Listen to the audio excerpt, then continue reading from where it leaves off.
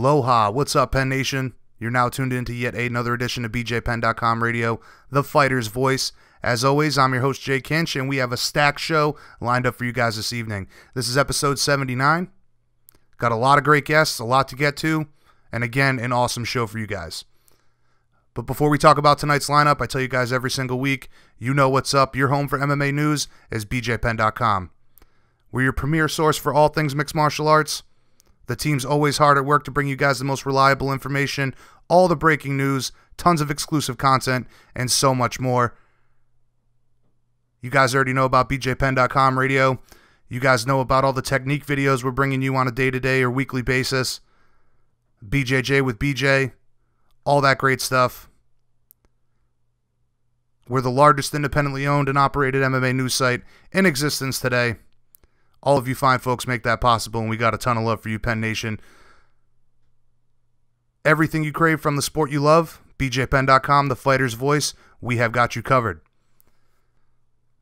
So as for tonight's guest list, as I mentioned, this is a stacked episode. I know you guys are going to enjoy it. We kick things off with UFC middleweight Elias Theodorou. The Spartan returns to the show. We'll be talking about a ton of projects he has in the works, ranging from the independent film The Last Hit, to breaking the mold as the ring card boy for Invicta FC. We don't get into anything about Pert Plus, surprisingly, in this conversation, but we'll discuss his upcoming fight with Trevor Smith at UFC Liverpool on May 27th. We're going to preview that matchup, discuss a bit about the division, and a whole lot more. Another great convo with the Spartan Elias Theodorou. Our second guest of the evening, coming off an impressive first-round submission over Gerald Harris at Bellator 198 this weekend, Brazilian Jiu-Jitsu phenom, wizard, undefeated MMA middleweight, Rafael Lovato Jr. We're going to recap the fight with Gerald Harris. We'll talk about the submission, how it all went down. We'll get his thoughts on where he fits into the title picture. We'll get his thoughts on Carvalho versus Mousassi, that matchup, and who he believes has the best Brazilian Jiu-Jitsu in mixed martial arts. Again, great conversation. First time having him on the show, actually. Gotta say, awesome guy. Pleasure speaking with him. Next up, our third guest of the evening, UFC light heavyweight prospect, Dominic Reyes. The Devastator is returning to the show to help us preview this upcoming scrap with Jared Cannonier at UFC Chile on May 19th. He's going to give us his thoughts on being a part of this historic card that's going down for the first time in South America, in Chile. We'll discuss his plans for the rest of the year. We'll break down the matchup stylistically against Cannonier. We'll get his thoughts on some important matchups on the horizon at 205 as well. Always a pleasure to speak with him. Kind of a short one for Dominic and I, but nonetheless a good conversation. And our fourth guest for tonight, coming off a sensational walk-off knockout victory over Damaret at UFC Glendale, Gilbert Burns.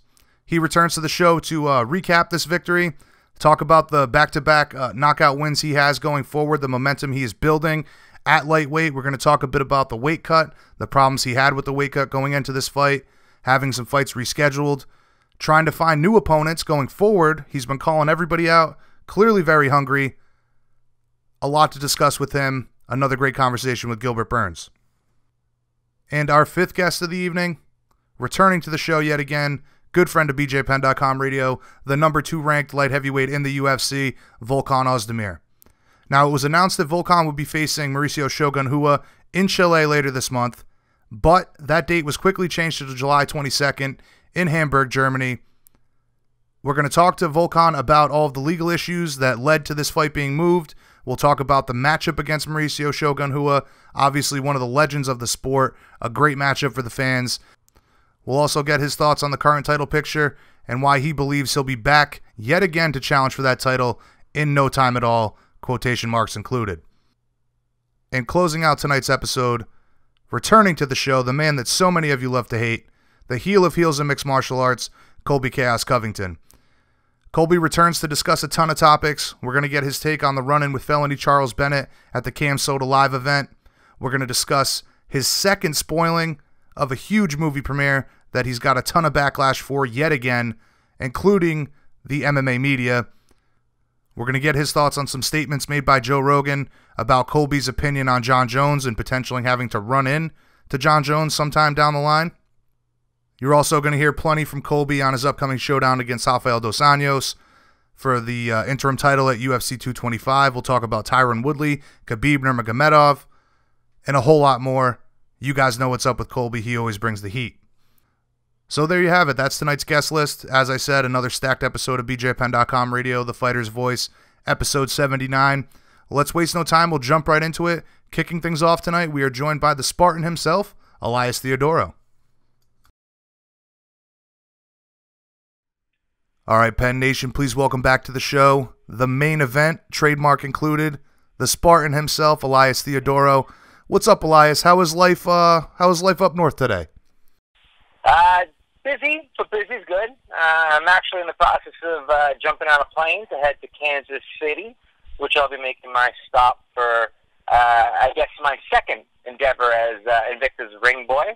And obviously, after that, got my fight as well. So putting in a session, and, ain't no rest for the wicked. I know how that goes, man. And listen, there's a lot to cover, but I guess let's start with what I wanted to start with was the last hit. You know, we've talked about it in length on this show in our previous conversations. However, I see that you guys have really been pushing this Indiegogo campaign. How is that going so far? It's gone really well. Like I mentioned in our last conversation, part of this is just to create awareness. We've kind of hit our target already. We wanted, essentially to cross that threshold in regards to $10,000, and we. Again, it's a Canadian film, so we've hit that 10,000 mark, but still another 15 more days for support. And we've got a really cool bunch of perks and options for people to kind of, help support and get something in return. Whether it's, a training session with yours truly, which is $1,000, and we'll fly you in from anywhere from North America. To train with yours truly, or a simple donation in regards to a signed poster. There's many different things to choose from, and thank you for everyone that have supported so far. So cool, man. So you're giving back to anybody that can support, depending on the amount, from the little guy up to a guy that can fork over the $1,000. You're going to take really good care of them. Yeah, 110%. Majority of this is to, just create a further connection with my fans and followers, and kind of let them know what I'm doing and this next big step that I'll be doing as the lead and last hit. And like I mentioned, it's not we're not necessarily fixated on the actual amount of money that's brought in, although every donation, every dollar helps, especially in the early steps. And what this will be doing is helping me with my acting coach, because I want to go from white belt to black belt in that aspect, and also to do some of the paperwork that it takes to file for a movie, and just kind of the cool part of understanding the underbelly and how to put together a film, and being the producer as well, not only the actual lead in the film. So, a great endeavor that I am very excited and been happy to kind of, share to the world, and so far, so good. Right. Well, you mentioned producer there, and I think that a lot of people that don't really understand the film industry, that's a tough role, and there's a lot that goes into being the producer, so I'm glad to hear that you're handling it well so far, and again, I look forward to the eventual release of the movie. But you're back in action as the ring boy for Invicta FC this weekend. First off, man, tell us about the response from the inaugural appearance, and I feel like you got a ton of love and support from that. Yeah, no, I'm very lucky. I think part of it is a reaction or a result of my own positive output into the community in general in mixed martial arts. Even when I'm, taking on trolls, I kill them with kindness, and it's not really about, belittling people, et cetera, It's more about having a conversation. Whether it's about being a ring boy or, my political views. I'm someone that has my own set of views, and I respect anyone else's. And I respect everyone's opportunity and right to have their own opinion. But obviously, like you mentioned, it was very, it was a warm received both online and in crowd. happy to say that obviously it was, a good enough hit that they're asking me to come back again. And, I'm doing much more than just, just the capacity of necessarily the ring boy, but in addition to all the other things that I bring, whether it's attention or, more eyes on what it's really about, a night of great fights and great female fights. Right. Well, that kind of segues into my next question here perfectly. You're talking about bringing some attention to Invicta. Some people were saying that you stole the spotlight from the event. What's your response to that? I can understand that especially for the first one, it might, because it's new and it's something different, and that they were trying to illustrate that, once again, Invicta is at the forefront in regards to female MMA, and obviously this one is this time around it wasn't necessarily in the cage, but outside of the cage. And now that we've gotten the debut now that we've gotten the debut and it's gone pretty much without a hitch, and we're doing it again, it's going to be more focused on, yes, myself, but obviously what the most important thing is, the female fighters, and I'm really excited for the main event. Huge Sarah Kaufman fan. She's a friend of mine, and really looking forward to seeing her hand raised. Yeah, I'll tell you, Sarah was something I wanted to touch on here a little bit later, but just sticking with this for a moment, I've got to commend you, man, not only for doing this in the first place, but for sticking with it. I think a lot of people thought that this was going to be a one-and-done PR move for you. Are you planning on doing this moving forward indefinitely? Yeah, I that's exactly it. It wasn't a one-and-done. I want to create a conversation. I want to make this a full-time thing. And, so far so good, both in the reaction of everyone in the crowd, watching online on Fight Pass, and, online more generally in regards to social media. I'd say it's 70-30, and even those 30%, some of them are just jerks, and you can't really deal with them. So, right. Well, I gotta go ahead. No, I was just going to say the game plan is to do not only this event, but I already have spoken to Shannon Knapp of Invicta, and we have about another three or so events that they know that they're doing in the future that I'll be a part of. Awesome, man. Very glad to hear it. Unfortunately, I only saw the highlights from the last event, but what was the atmosphere like, in person, and did you have a bunch of ladies whistling at you? Ladies and gentlemen, it was really refreshing to have the gentlemen that were there in the crowd pumped up as well. So, cool. I think this really created an atmosphere, especially with Invicta, where there's a huge female following because, again, other females. And the aspect of there were a lot of the training partners, supporters of all the competitors there, so there were other females there, maybe more so than other mixed martial arts. And I think obviously the ace in my sleeve is the fact that I am a professional fighter. I am a UFC fighter, and some people support me in regards to both my fighting and stuff that I'm doing outside of the cage, and this is their chance to actually come and do that. There were a couple people that approached me throughout the night that said that they came specifically to meet me and specifically to cheer me on, along with the great night of fights. So, I'm a female MMA fan, and so are everyone that's in the stands, so we're all on the same page. Right, and that kind of goes back to the question about stealing the spotlight. At the end of the day, man, you're bringing more attention to the ladies, and quite frankly, Invicta is a great promotion and deserves all of the attention it can get. So, very cool stuff there. But you talked about the card for a moment. As we all know, the ladies always put on a great show for the fans. I know you mentioned Sarah Kaufman there. I'm wondering what other matchups are you most excited for? And for me personally, since you mentioned Sarah, just to see her compete for the title again, very cool stuff. She is such a pioneer of the sport. No, that's exactly right. I'm really excited. Again, biased because I'm obviously Canadian, so there's that aspect, and why I'm a huge Sarah Kaufman supporter, and why I'm really excited to see her at the chance to really compete on a high stage and get the opportunity to fight for what she deserves, a belt.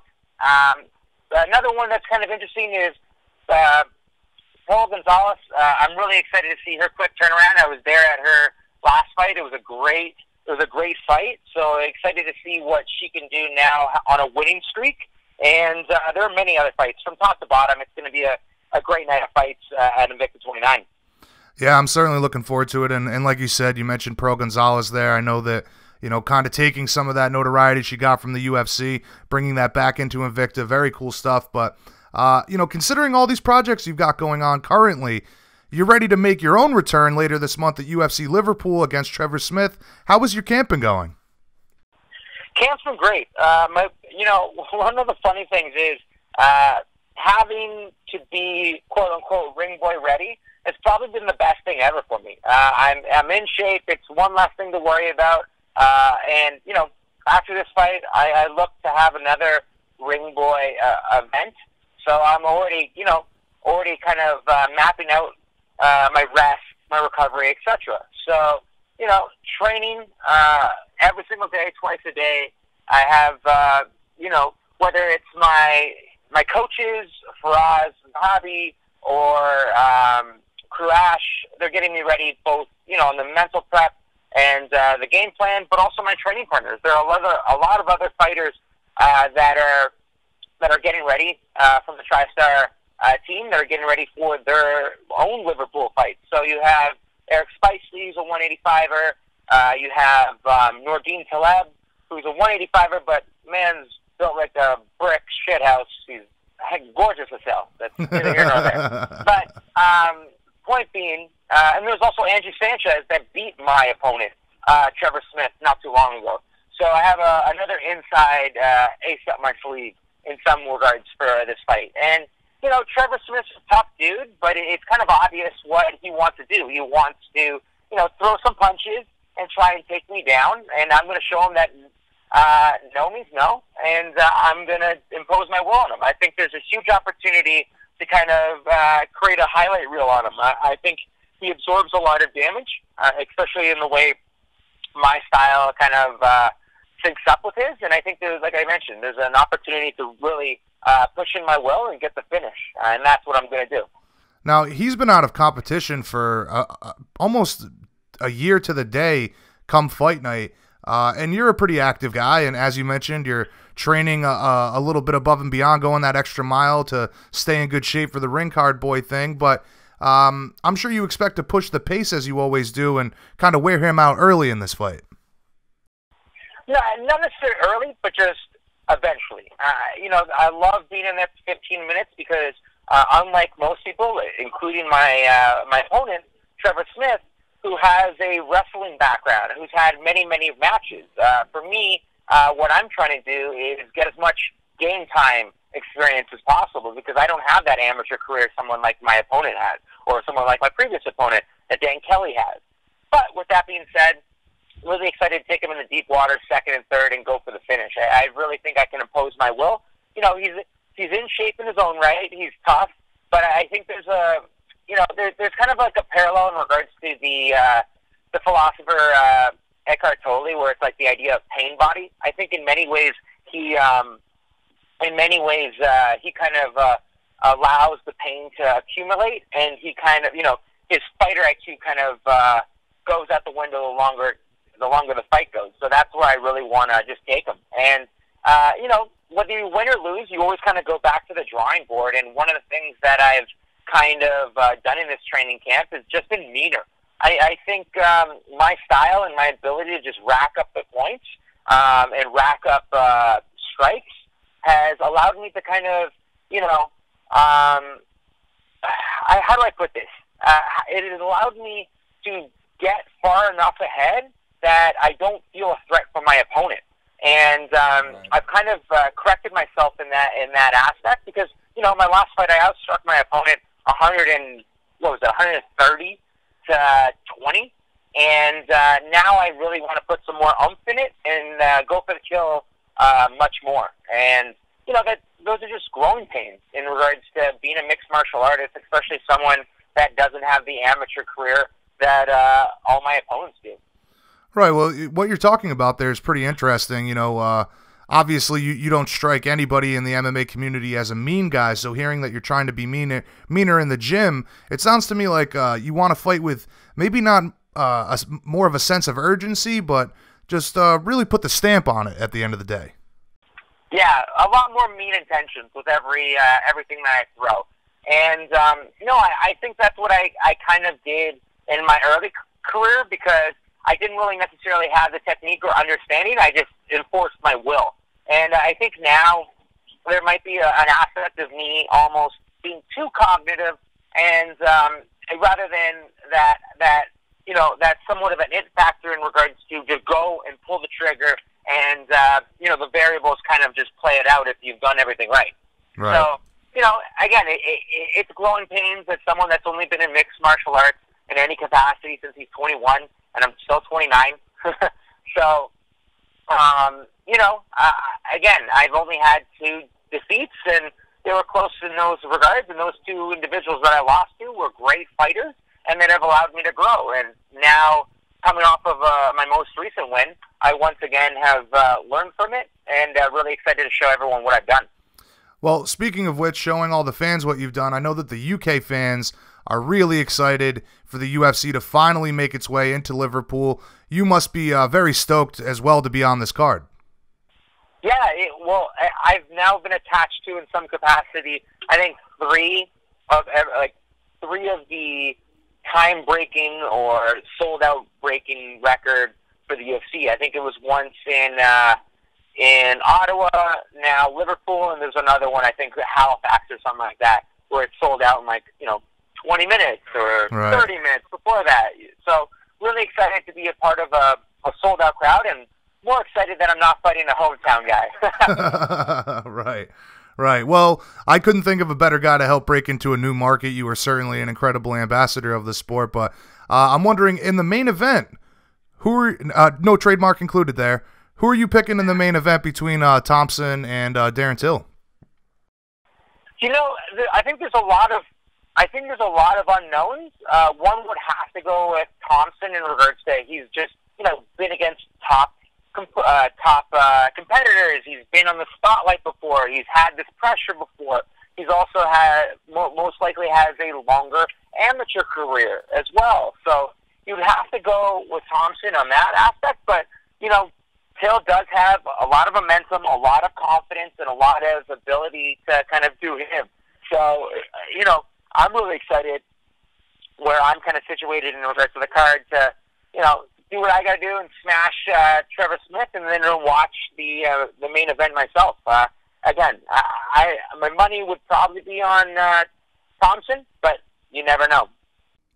Absolutely. Some guys have not arrived until they've arrived, and this is Darren Till's opportunity to do just that. But, getting back to yourself, you and I have discussed the progression of your career on a few occasions, and I remember us talking about you wanting to really make some noise in the rankings. I'm wondering, do you think a ranked opponent should be next for you, after getting by Trevor? I definitely do, but again, a lot of this has to do with whom is available and what my schedule is, but definitely want to get a ranked opponent. And even at this point, I want to call someone out, but I don't know who already has a fight and doesn't have a fight, et cetera, et cetera. So there are a lot of fights that I'm really eager to see. Like, for instance, Brad Tavares versus Israel. Obviously, that's in July, and that one's something that I really want to watch, because obviously I thought Brad Tavares, Israel is not necessarily ranked at this moment, but if he gets past someone like Brad Tavares, obviously my eyes would be on him. There's other options where the winner of Jack Hermanson versus Talis Latis. Even though Talis might not be ranked at that point, there's still a great value taking on someone like Talis Latis, in my opinion. So no specifics on whom I would fight, but definitely looking towards finishing the year taking on someone that is ranked. Absolutely, and you need the dance partner in order to go out there and do your thing. So I completely understand. You got to see where all the chips fall and who's available. But listen, as always, man, I greatly appreciate your time today, Elias. Looking forward to the fight in Liverpool on May 27th. And, of course, the Invicta card this weekend, as well as the Last Hit movie. Very cool stuff. Great conversation, as usual. Anything you think we missed? No, I think we covered a lot, and thank you as always for your time. Excited for all the things ahead, and really excited in the next couple of weeks. I think we might want to set up another conversation because there are a couple more things to announce and a couple more exciting things to share.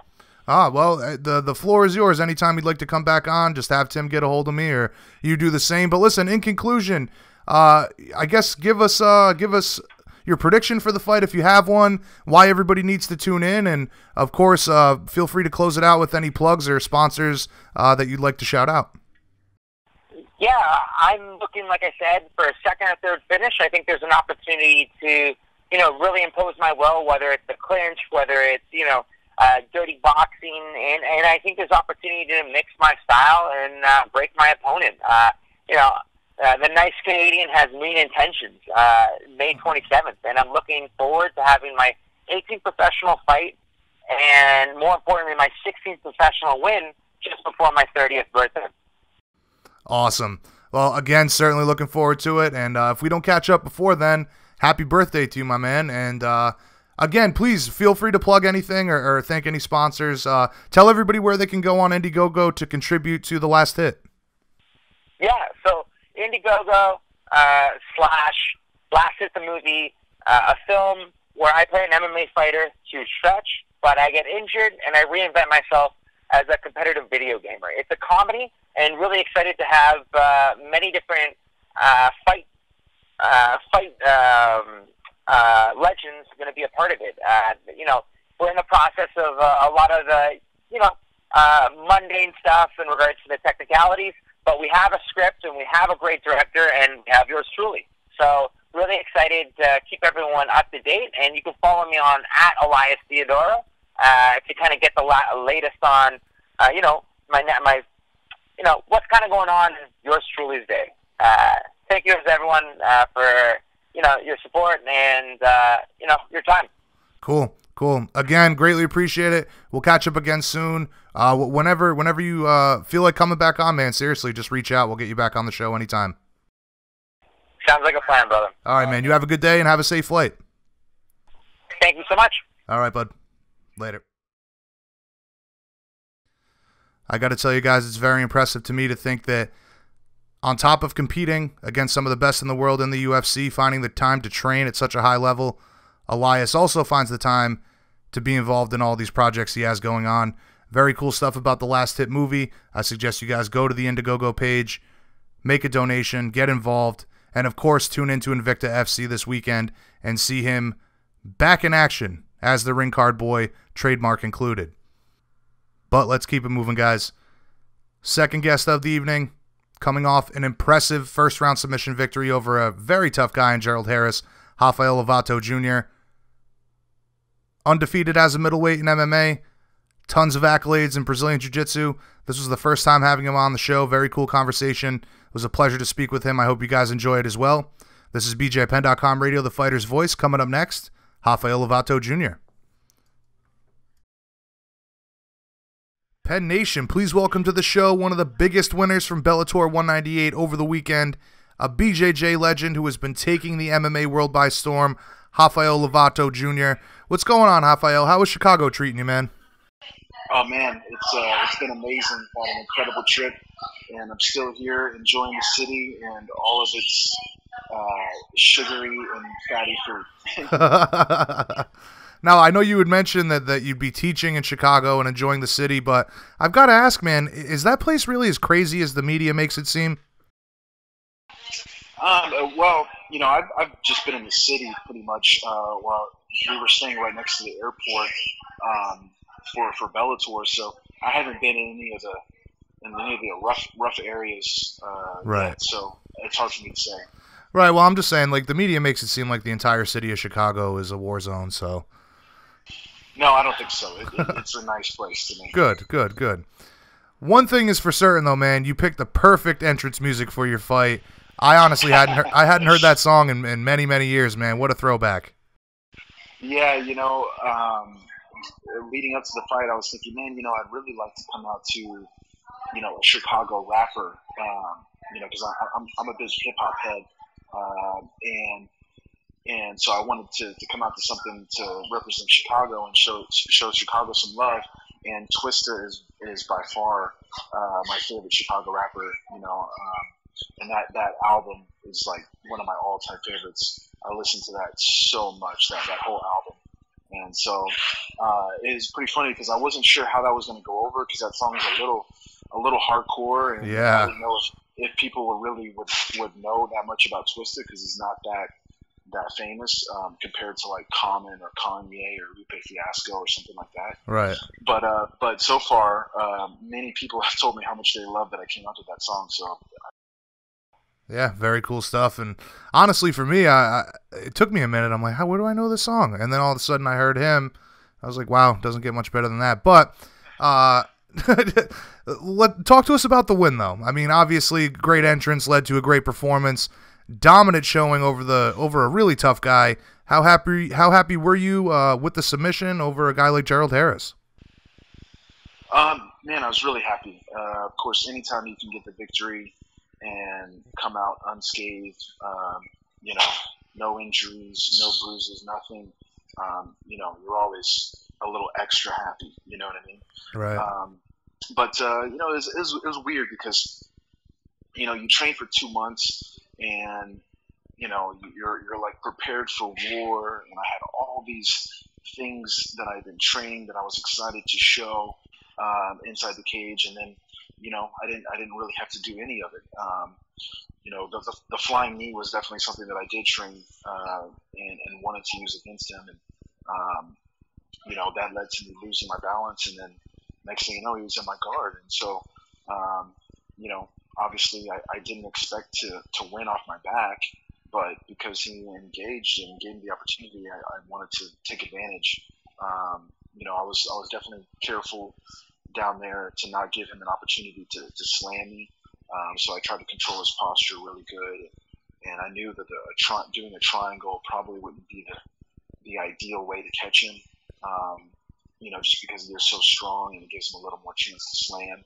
And so, I kind of created an angle and used some elbows to give him some trouble there, and it led to me setting up the arm, and it just worked out perfectly. He's had 30 fights, he's fought some really good guys, he's never been submitted, so being able to get a submission win over him was definitely a really good feeling. But one more time, I give Gerald so much respect and thank him so much for stepping up and allowing me to stay on the card and still fight and fight a great quality guy as well. I mean, Gerald he's a little more towards the end of his career, but he's been out there with the best. He's definitely not an easy fight for anybody. Oh, definitely. And you kind of answered some of the questions I was going to ask you there. Obviously, him agreeing to take this fight on short notice at the catch weight, very good for you to be able to stay on this card, and the Bellator was able to find the replacement. You mentioned the concern of the slam there, avoiding a triangle exactly for that reason. But were you surprised that he decided to play with you on the ground? Yes and no. Like I said, he's been in there with other world champion jiu-jitsu guys before. He's fought ADCC guys before. So, it's not like he doesn't know what he's doing down there on the ground. So I think maybe he was thinking that he maybe could get a chance to slam him or just, score some points and control the top position. It didn't surprise me necessarily, but it also did surprise me. I guess, right. I can see his mindset, but at the same time, he played with fire a little bit, and it didn't go that well for him. So, but I was ready for the fight anywhere it could go, and it just worked out in my favor.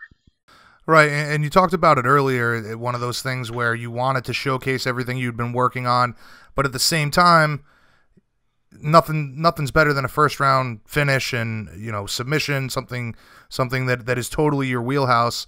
That still has to feel pretty good, regardless of not being able to show off those skills you've been working on.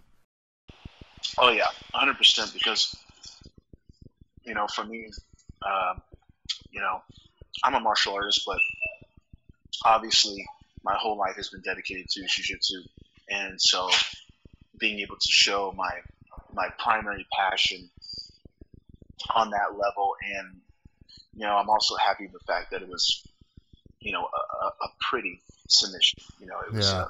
very very technical, and you can see it's more unique, and I'm happy that I could show something beautiful that everyone can appreciate. You know, whether they're knockout fans or if they're from jiu-jitsu or not from jiu-jitsu, I think everyone can appreciate the skill and the beauty of what I did. So that makes me the most happy. For sure, man. There was a lot of beautiful submissions on the card, of course, yours included. But were you at all surprised at the outcome of the main event? For me, I was kind of thinking, man, it would be great if this whole card was finished with submissions. Yeah, I mean, I definitely thought there was a good chance that there would be some ground fighting in the Fedor Frank Mir fight. But they're heavyweights, and Right. and when they swing, I mean, someone goes down. So when I saw the way they were mixing it up early on, I knew, oh man, this isn't going to last very long. But that was a really nice throw that Fedor did, to kind of regain composure after that initial little onslaught by Mir. So, I mean, there was a lot of technique still being shown in that fight, even though they were, kind of swinging for the fences a little bit. There was some good technique in there, and Fedor really set him up well with the knockout shots. So I just think overall it was just a great night of martial arts. I mean, it's just so much good skill and, the different finishes and a little bit of everything. So it was really nice. Absolutely, absolutely. And for a guy that is so proficient in the BJJ world and accomplished everything that you have, give us your take on not so much the guy outside of the cage, but the guy inside the cage in Dylan Dennis. Well, I mean, inside the cage, he was inside the cage. That's number one. So first and foremost, everyone can have whatever they want to say. But if you're not fighting, if you've never fought before, you don't know what it's like to be in there. So, right. Anyone that gets in there already has my respect. I wouldn't necessarily put any extra pressure on myself the way that he does, by talking so much. But it is what it is. He backed it up and he got in there and he did it. And it's definitely a different game. Like it's 100% different once those cage doors are locked. No matter what sport you're from, what your background is, just because you're a great striker, a great jiu-jitsu guy, a great wrestler, whatever, it doesn't matter. You have to be great at everything. You have to be great at putting it together. And so, there's going to be a bit of a learning curve as his competition, the opponent level of his competition rises. He's going to have to strike more and show other skills. So,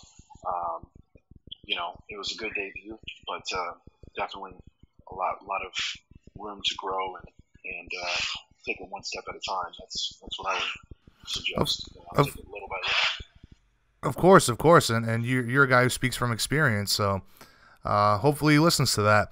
But with this win, you improved to 8-0, finishing 7 out of those 8 opponents. For a guy who's only been competing in MMA for 4 years, man, you've got to be pretty satisfied with how things are going so far. Yeah, I'm very happy. Basically, I'm doing exactly what I set out to do. Get that legacy title first and get to a big show, and I'm working my way up. And in training, like you're only seeing a very small fraction of what I'm doing in training and how much better I really am getting. I feel like everything is really just starting now, and I know it's only going to get harder. The competition's going to get tougher, but I feel ready for that. I feel ready to, keep taking those next steps, like what I've been doing, hopefully go for that title before the year's over. Yeah, you proceeded to call out or call for the next title shot, rather. Face the winner of Rafael Carvalho and Gegard Mousassi. And at this point, there isn't much more of a deserving guy, right? Well, I think it's either going to be me or Salter. I mean, Salter's 5-0 in Bellator. I'm 4-0 now. We were supposed to fight each other to determine the number one contender spot. So it's not like I'm calling anyone out. It's just like I said, I want to keep climbing. And I think the only two things that make sense are either I fight Salter or I fight for the belt. So, we'll see how it goes in May. I know Salter has to have an eye surgery. That's why we weren't able to fight. And so, we'll see what happens with Carvalho and Mousassi this month and what Bellator wants to do. But I think that's really all that makes sense. Either we fight each other or, I fight for the title.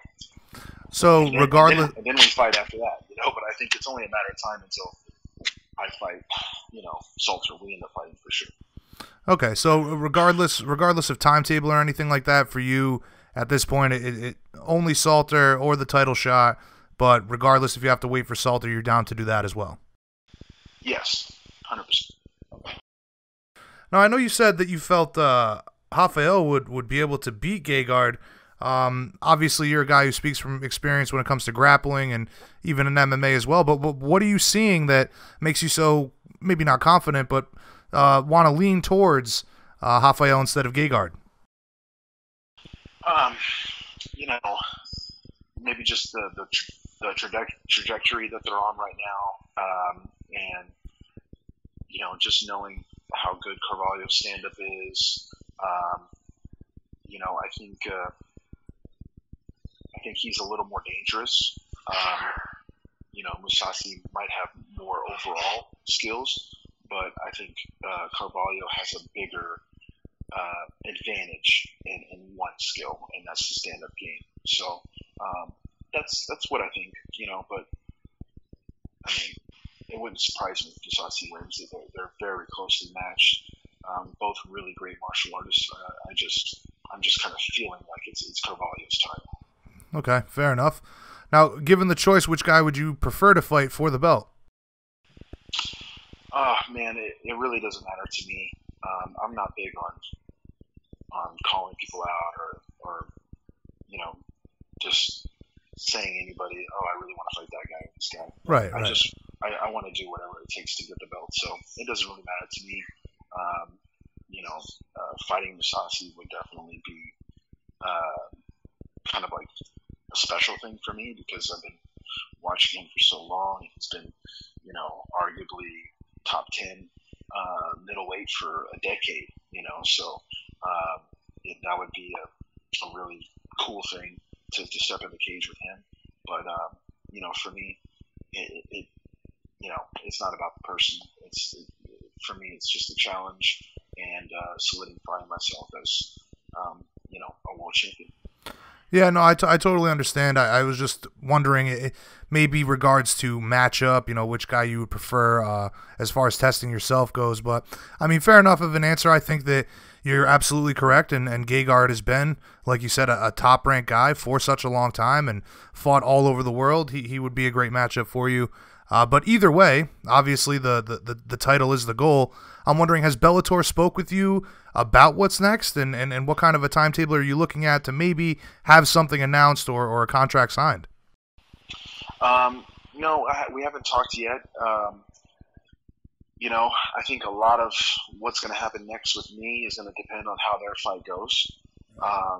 So, it wouldn't surprise me if I didn't really hear anything for a little while. Because, I mean, like I said, the only two things that make sense is a Salter fight or a title fight. And Salter has to have eye surgery. I think he's going to need a few months. And the title fight is at the end of the month, and we've got to see how that goes, who wins, and how much time they're going to need to recover. So for me, it's fine. I had 3 fights last year. I just got done with a two-month camp and just fought, literally. So right now, I'm still enjoying Chicago and kind of just recovering, and I'll get back into training and I'll be ready for whatever they say. You know, it's Right. No, I get what you're saying. I mean, at this point, you're coming off of an incredible win. Relish in that victory and enjoy that time that you have off for the time being. And when the task comes for you to finally get that title shot or the title eliminator, you'll worry about that bridge when it comes up. But so much of your success stems from the legendary grappling career. But that being said, I wanted to pick your brain on a few things. First of all, do you think that submission only is the future of sport jiu-jitsu? No, not really. I don't think there's any particular one format that's going to be the exact future.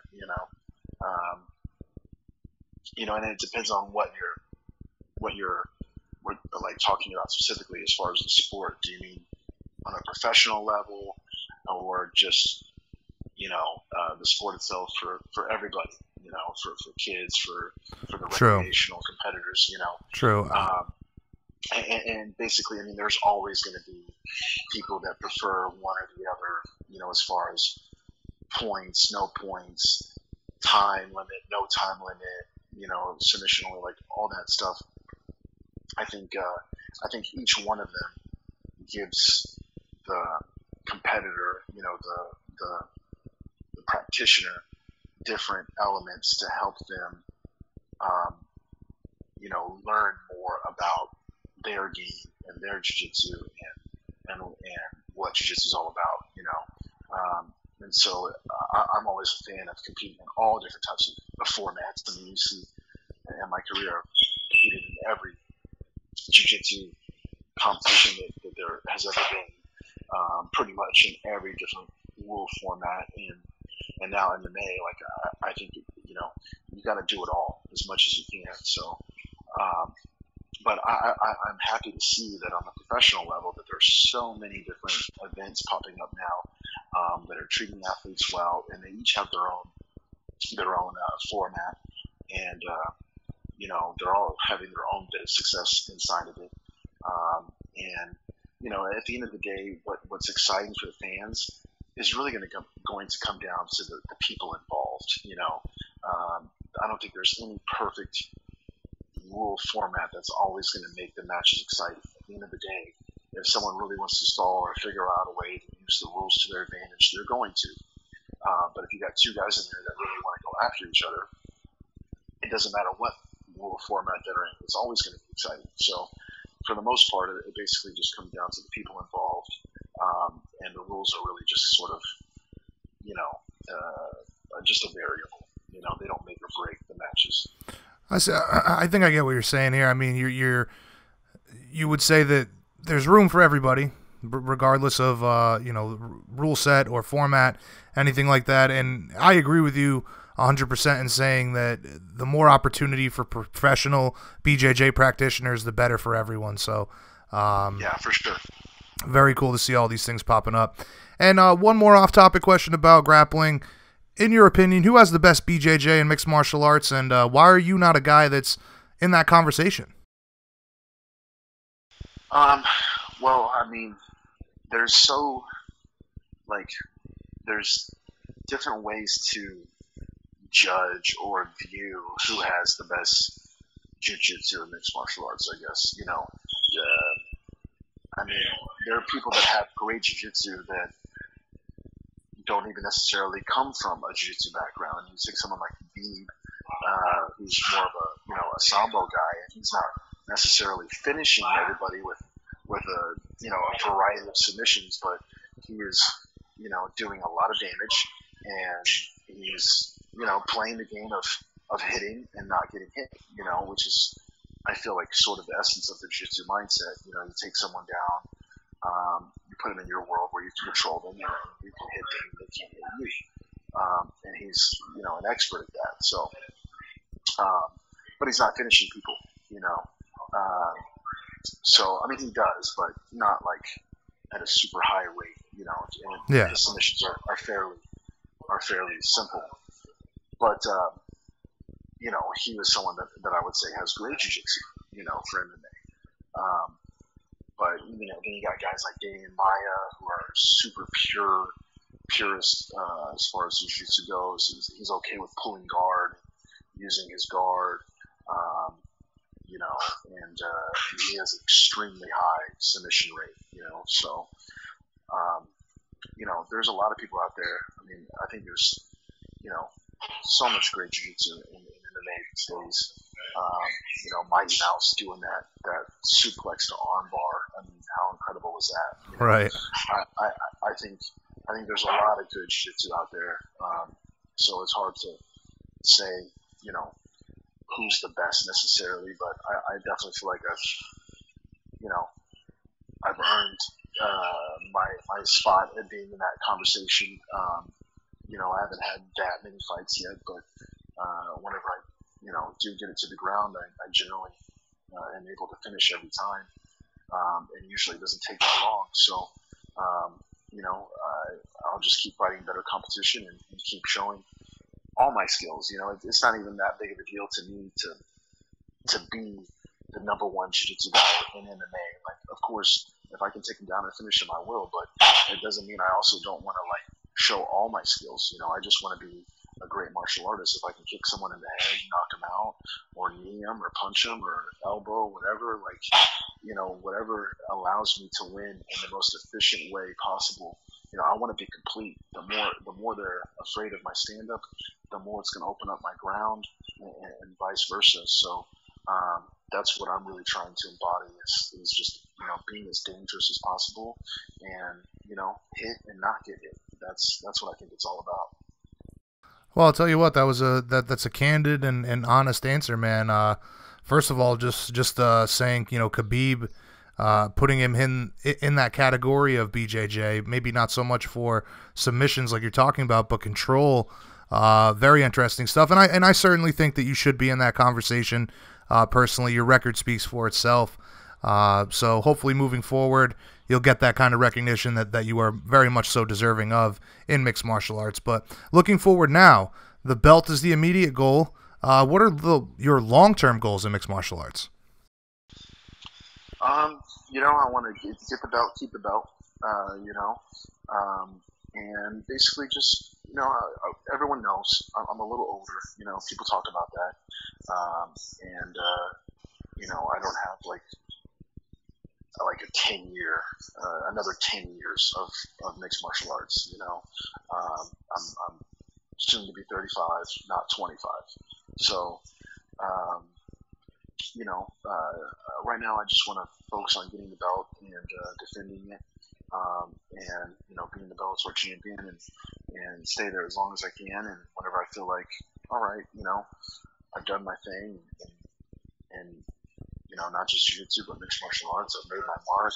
I competed at the highest level, and I'm ready to hang up the gloves. Then I will, and then I'll just basically put the gi back on 24/7 and compete in all the tournaments that I grew up doing, and I'll just do it in the Masters division, and I'll probably keep competing until I'm in a wheelchair. So I'll never stop competing and doing jiu-jitsu and martial arts in general. But right now, I just I want to be the world champion. I want to be the guy that everyone is excited to see in Bellator, and show something beautiful every time, and just keep doing what I love and experiencing these amazing moments.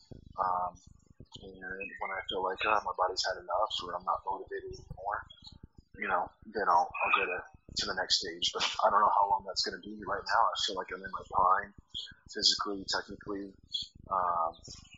mentally, in my life. Everything is in a really great place. I'm very happy doing what I'm doing. So I definitely think I have a few really good years ahead of me right now, and I'm just going to make the most of it. Well, I'll tell you what, man, you hear a lot of guys talk about how martial arts is a job for them. It's a business. Martial arts is certainly a way of life and a lifestyle for you. Yes, it is. I'm so blessed and thankful that my dad, gave me this life and showed me and taught me what it means to be a martial artist. And I'm basically just following his footsteps and absolutely what I felt like I was meant to do.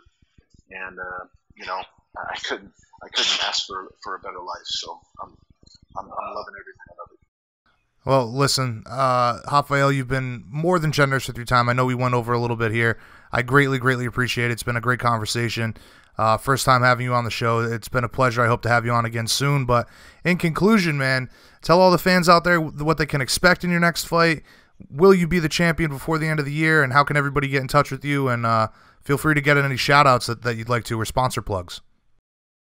Sure. Well, yeah, I mean, I want to thank all the fans, especially the fans here in Chicago, for treating us so well. It was an amazing show. You know, everyone sent me so much love, so many messages and comments and everything. I've seen pictures of watch parties that people had all over the world to see me fight. So I just, you know, really appreciate the support out there. And you know, as far as my sponsors, I want to thank Ward Chart Gear, On It, Natural Native, you know, all my team, my coaches, my teachers, you know, Hibero Jiu-Jitsu, Evolution Santai, my students in Oklahoma City, you know, just the whole family, you know. Also, you know, definitely just want to thank you guys for having me on. You know, BJ was an idol of mine. And he's the one. I watched him win the World Championships in 2000 in Brazil. I was, you know, 17 years old, and he inspired me to be, you know, the next American black belt world champion, and just inspired me through martial arts in general, seeing him fight and everything he's done. So it's an honor to be on your show. And as far as what's next, I mean, you know, I'm just going to keep doing what I'm doing. You know, I'm ready for everything. Who knows, maybe the next thing I do is a jiu-jitsu or a grappling match in between these fights.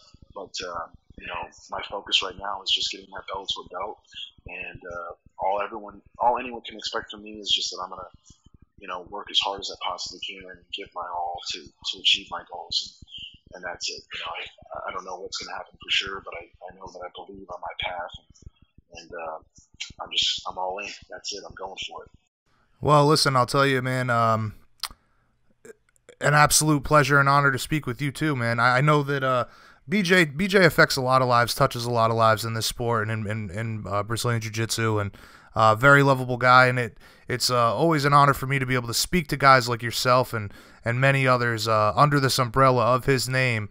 Again, it's an honor to speak with you as well, man. So anytime you want to come back on the show, feel free to reach out. I'll definitely hit you up again once something gets closer to maybe announced for that matter. And I hope you have a great seminar. Much love, man, and greatly appreciate the time tonight. Thanks, Jason. Take care, man. I look forward to talking to you again next time. All right, bud. Later.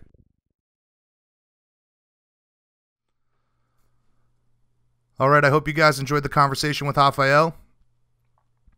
Again, first time having him on the show. Pleasure to speak with him.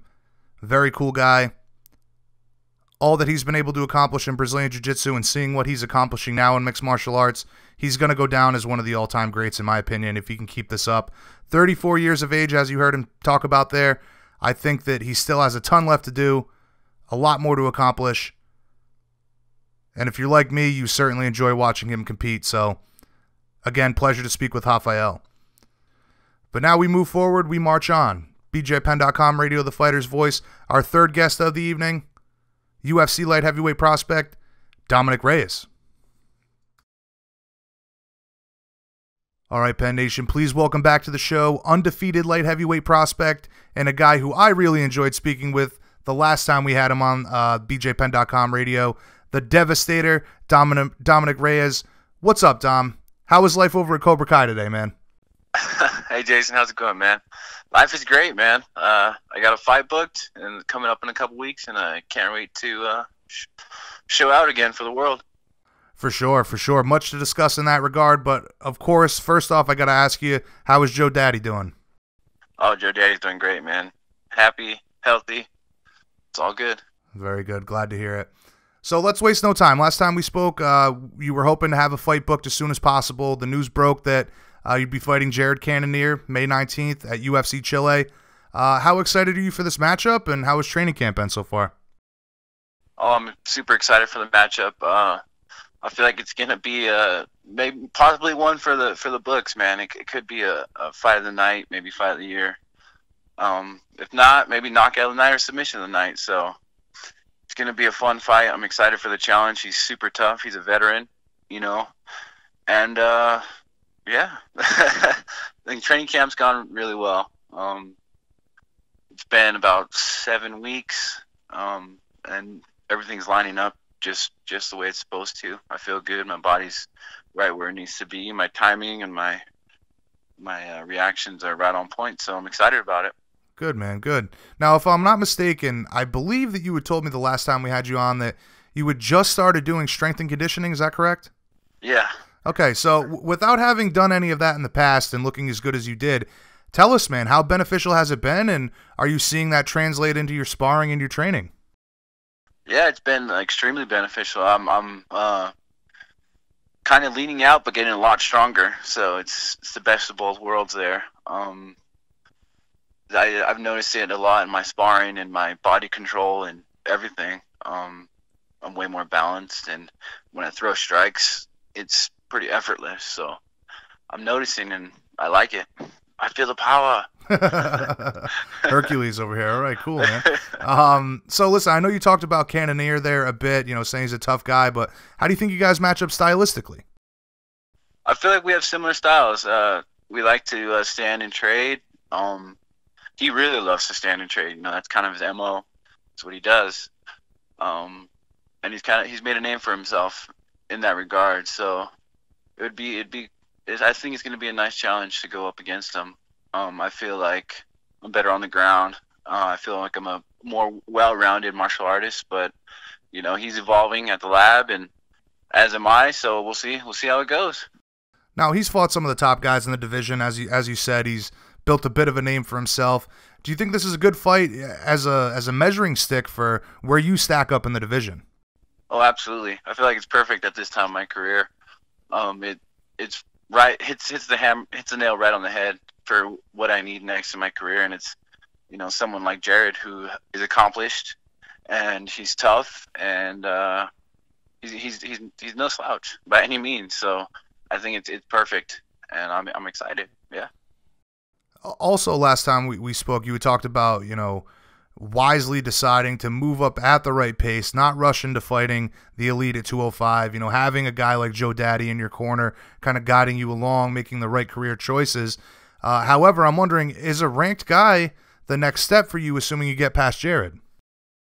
Oh, absolutely. I feel like, yeah, an impressive performance in this fight will put me in the rankings for sure. So being ranked myself, I mean, a ranked guy would be the next step.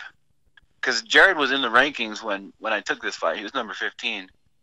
So he was supposed to be my first ranked opponent, but they dropped him out. So either way, I'm just going up from here. Right. So I know it. I was thinking that too, because I actually looked when I was preparing to talk with you earlier, and I thought Gerald Cannonier was ranked, but I mean it moves around, it shifts so quickly, and a lot of it doesn't make any sense to begin with. So it is what it is. Right. So this is going to be the UFC's first trip to Chile. Tell us about being a part of that card. Are you excited to go down there and compete for those fans? Yeah, I mean, being a part of history, you know, first time ever in Chile, it's huge, man. I'm really excited about it. The fans, they seem very excited about it as well. Bringing it to a new audience. And I hear Santiago is a beautiful city, so I'm really excited to, you know, check it out and see the world and, you know, do the international fighter thing. Now, is that the game plan for you when you go to, you know, maybe not a game plan for fighting, but when you go to a new city or a place like that, do you try to take in as much of the culture as possible? You know, I hear a lot of guys are, you know, kind of a recluse, like they want to stay focused to the training and you know, focused on cutting the weight, but it sounds like you like to go out and experience the culture, explore a bit. Yeah, I mean, there's a time and a place. I mean, we have a couple days, you know, to where we don't really have many obligations. My weight is right on point, so I'm not really stressing about that. So it affords me the opportunity to be able to go and, you know, check out the local culture and see what it has to offer. You know, I might not I might go back, but I might not. You know, you don't really know. But I'm gonna be there May 13th through the 19th, so might as well at least devote a day or day and a half to checking out the local culture and, you know, expanding my horizons. Right, and like you said, you might go back, you might not. You're never going to know until you actually go out there and see it. So, absolutely. So, bummer about the main event being pulled from that card. I would imagine that you were going to be watching that fight very closely.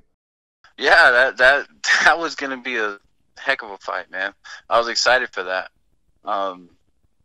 But you know, Maia's if Usman and if Usman could beat Maia on the ground, then Usman, you know, he's tops at that point in my mind. He's very, very accomplished in wrestling. So I'm looking forward to the wrestler versus jiu-jitsu matchup for the main event. But you never know; they might end up just throwing hands. So we'll see. I know that's usually what happens, right? With two ground guys, right?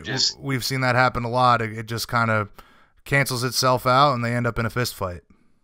Yeah, or you know, maybe my fight. You know, we're two strikers, and might end up in a grappling match. So you never know.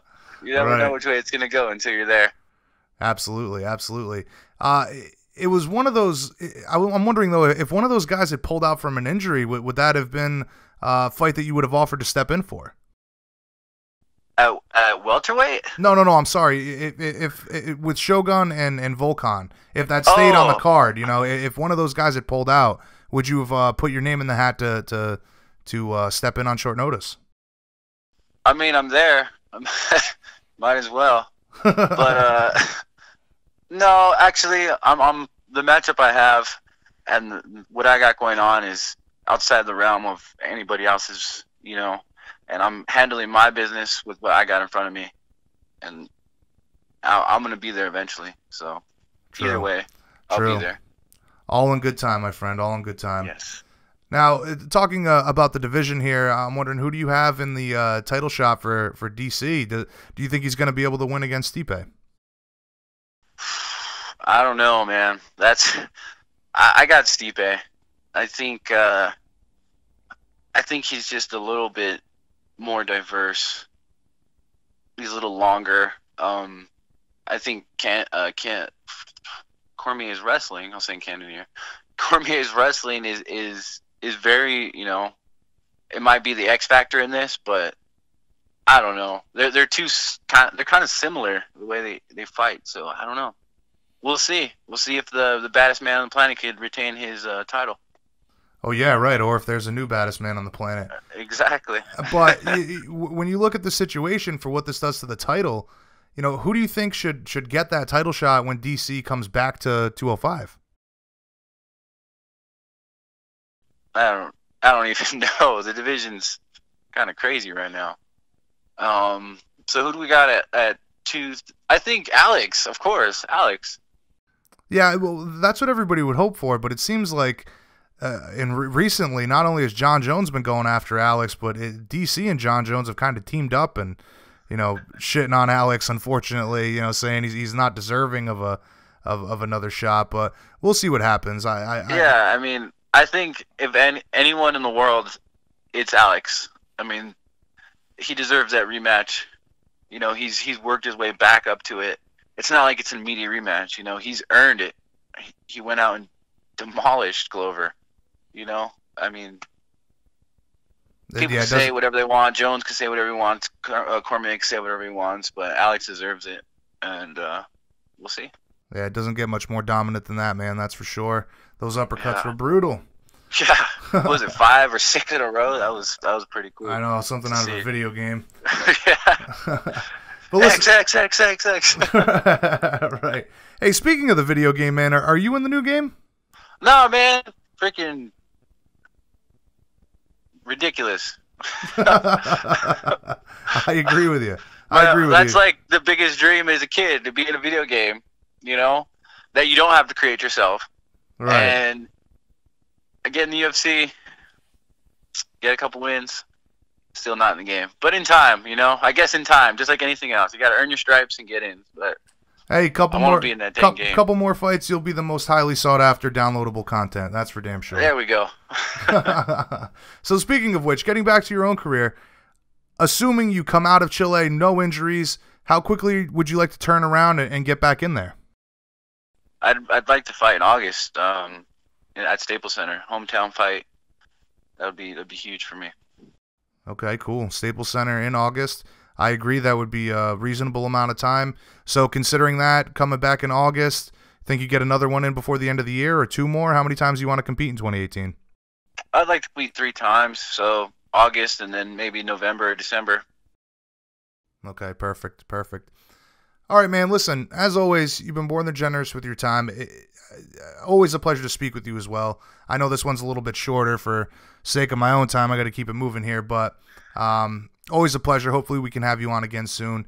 In conclusion, tell everybody how you visualize this fight playing out.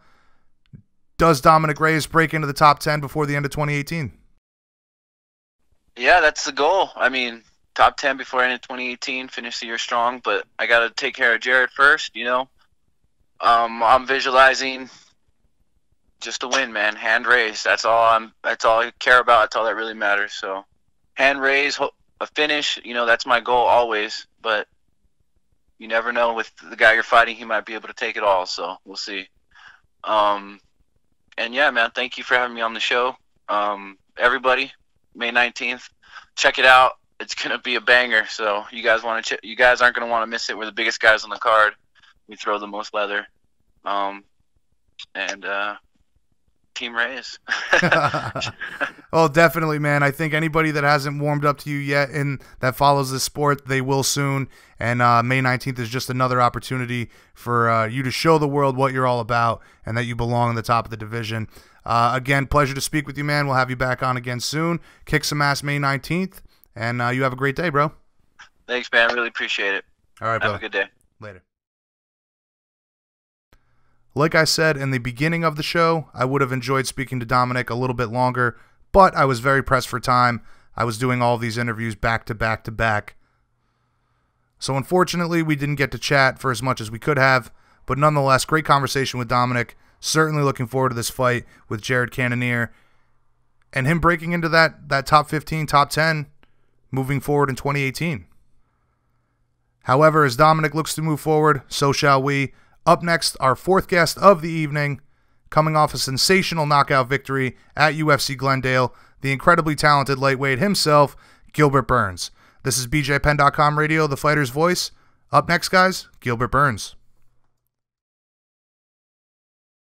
All right, guys and gals, please welcome back to the show, UFC lightweight and a man coming off 2 very impressive knockout wins, Gilbert Burns. What's going on, Gilbert? How is life in Florida today?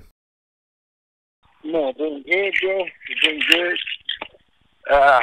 Just kind of coming back to training slowly, taking my time a little bit, but all good here. Taking care of the family a little bit.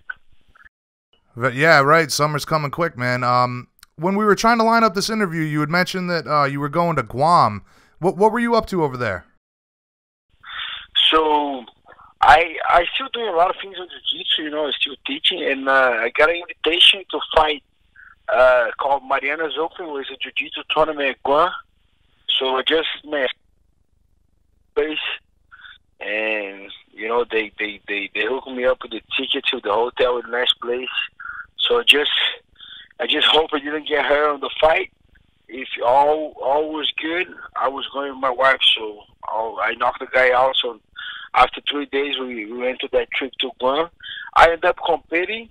You know, it was 0-0 on an advantage. They give to the Japanese referee, give to the Japanese guy. But I had an awesome time. It was great to be there with my wife. But we get a nice time there. Beautiful place. That's a shame, huh? You see that a lot in Brazilian Jiu-Jitsu. There's some bias depending on you know who the referee is going for. I thought I won the fight. Even everybody, man, how come? I thought that was very aggressive. I thought I did I almost capitalized a couple of takedowns. Guy was kind of just stalling. I don't get it. You know, these guys training so hard to go to a tournament to compete, and they don't want to fight. They just stall. I don't get it. You know, I don't know what the guys doing. They train so hard. They go even jiu-jitsu, especially more. And MMA too. Sometimes the guy go there. They don't want to fight. You know, they just. I don't get it. It's a confusing world we live in, man. That's for sure. But listen, it's been a while since we've had you on the show. Much to discuss as usual. But let's start with the KO win at UFC Glendale a couple weeks ago. Another killer finish for you. How happy were you with your performance? Yeah, bro, super happy, especially the outcome. I was supposed to fight on Florida against Oezdemir here, and the commission, the UFC, canceled the fight. They said it was too heavy, and then they give him another fight. Supposed to be Lando Fanata. I was training for these guys, so I just finished one camp, didn't fight, but just started another camp. And Lando Fanata, I think 3 weeks before the fight, I don't know what happened, he pulled out like 3 to 4 weeks. And then UFC was looking for replacement. Nobody want to get this fight. And bro, I don't know. We kept training. I don't know if I'm gonna have a fight or not, but UFC give him a word. So bro, it was a little hard to keep training without knowing if I'm gonna fight or not, if I had a opponent or not. So I just keep pushing. Like, thank God they hired a new guy, Demo Rat. I kind of saw the guy fighting before a little bit, you know, like, and bro, thank God I did good. I was coming so hungry for that fight. I get to a point that I said, bro, I don't care, you know, just put someone in there, bro. I'm ready to go. I don't care if a new guy, old guy. I don't care if a wrestler, a striker. Just put someone over there, and that happened. And I was ready to. I was capable to knock him out in the second round. I was very happy with my performance. Right. Well, I can only imagine how frustrating that is when you're preparing for a fight in a specific location, then they send it somewhere else, the fighter pulls out, and then there's all that uncertainty of you might not even be able to fight. So it was a good thing that they were able to make something happen. You went out there, had a great performance, and honestly, man, props to you on the walk-off there at the end, you know, not dealing any unnecessary damage to Dan. I give you a lot of props for that. Yeah, no, for sure. I think I don't even see that so much a thing of that, you know. Man, guys out. What? I don't even take a lot of you know, a lot of respect on that. It's normal for me to just do it, bro. Guy is done. What? Why should I do any more damage? You know, it might be me in the future. You know, like getting knocked out. Please don't. Right. don't give more damage. You know, I think just regular sportsmanship. Like, you know, nothing more than that. I don't think I need it, so I don't do it. Right. Right. Well, it's just one of those things that you see, man. Sometimes guys will clearly have somebody completely flatlined, and then they still jump in with more punches. It just seems so unnecessary to me. But that makes 2 knockouts in a row for you. And for a guy who's well known for his jiu-jitsu skills, I think we're finally seeing you fighting at your best in there. Do you feel like you're finally coming into your own in mixed martial arts right now? Yeah, I think, to be honest, I think I still have a lot to improve. You know, I think I'm getting better, but I still can see a lot of rooms. You know, like I can get better, and I'm just putting a lot of work. I focus a lot on my striking, especially on my boxing, and then I feel since I started, the coaches always said, "Bro, you hit hard, bro. You need to get better on your technique." And after that fight, my last loss, I changed a lot of things on my camp. You know, I put a mental coach into my camp. I changed my conditioning coach. I started doing more boxing. I drive all the way to Miami to train like Cyborg, you know, like Wagner Rush, a lot of guys. I'm doing my conditioning with JC Santana, you know, IAGP. Man, I'm being more professional right now, and I see, bro, I still have a lot of room to improve. I think I'm getting there, but I think every fight I can bring something new. You know, still have a lot of good kicks, a lot of good knees, great takedowns, good jiu-jitsu, getting better on my hands. I think that's just the beginning, you know. Absolutely. You know, you're talking about the development of your striking there a bit. You've always carried that power, and it seems to me like now you're at the point where all you have to do is land a clean one with good technique like you were talking about, and any one of these guys is going to be in trouble. For sure. I believe in that too, and then I'm putting a lot of work in that. Even when I was one of the fights that I lost, like even with Brazilians, I still knocked him down the first round. Like, I didn't capitalize.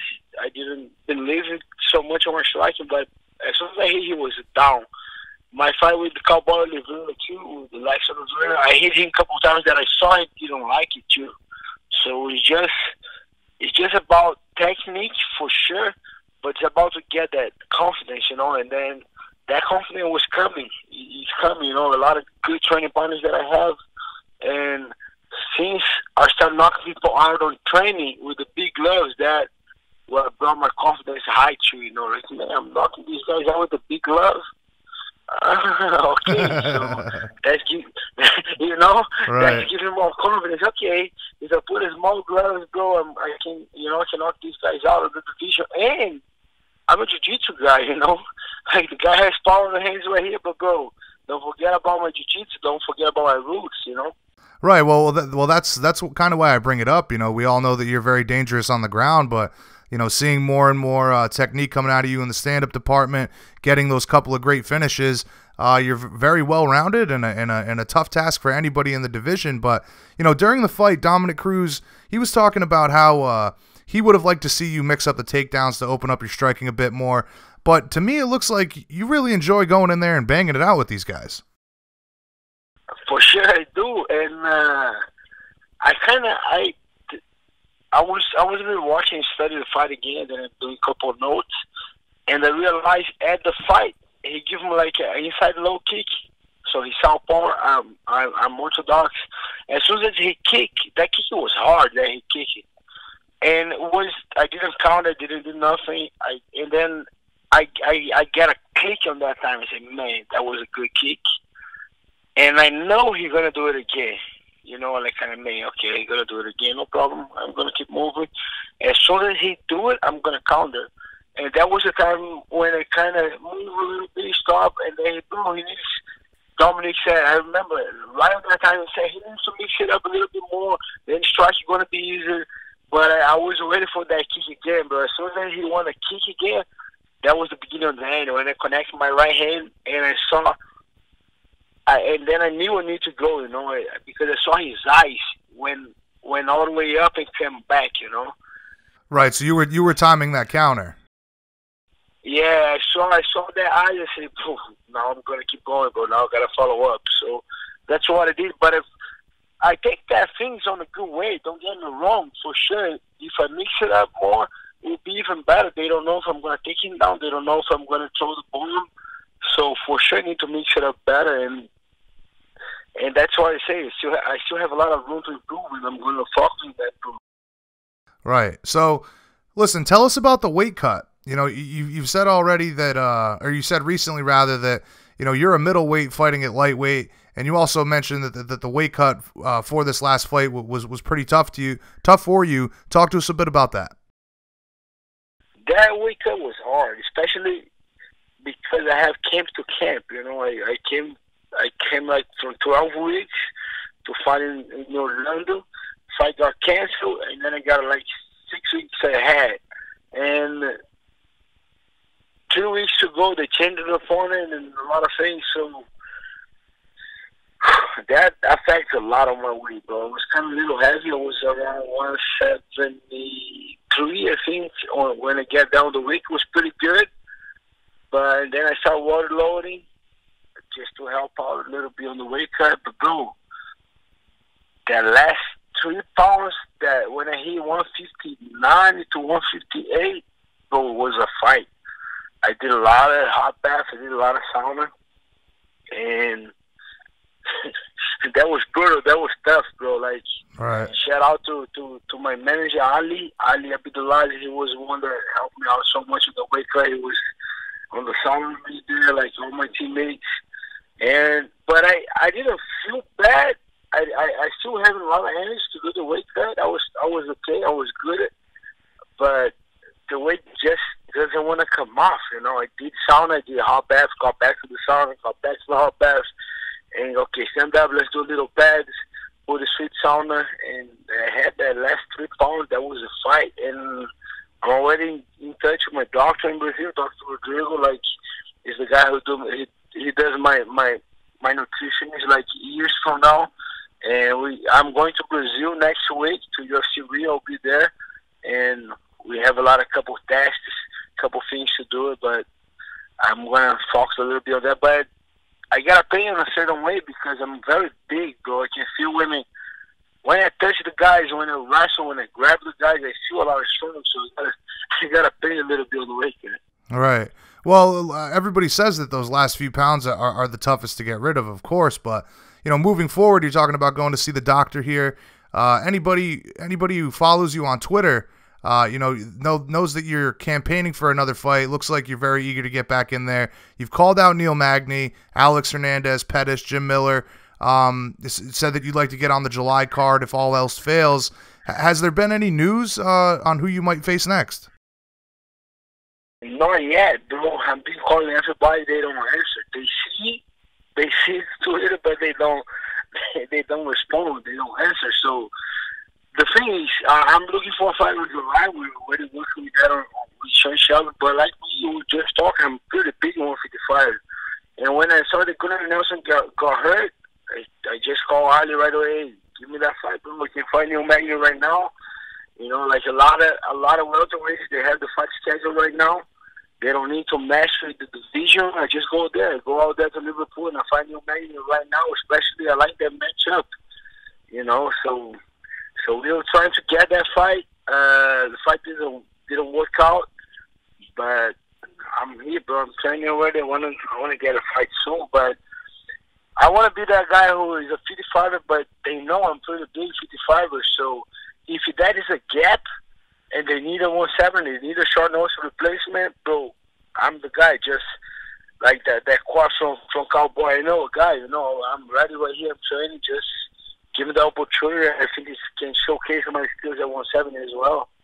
Now, you know, considering the difficulties with the weight cut, and talking about how big you are, you know, just walking around, is moving up to welterweight something that, you know, you plan on maybe doing in the future, or are you just looking to take whatever opportunity comes up at this point? Bro, I always think about it. When I start my 32 weeks to go to the fight, I say, bro, I gotta go welterweight. I always think about going welterweight, but I'm thinking I'm getting pretty close to the top of the division right now, in the lightweight division, especially. If they look at my record, I'm a finisher. You know, if I don't knock people out, I finish. I have a lot of submissions. I have a lot of knockouts right now. I think I'm right there, getting the top of the division.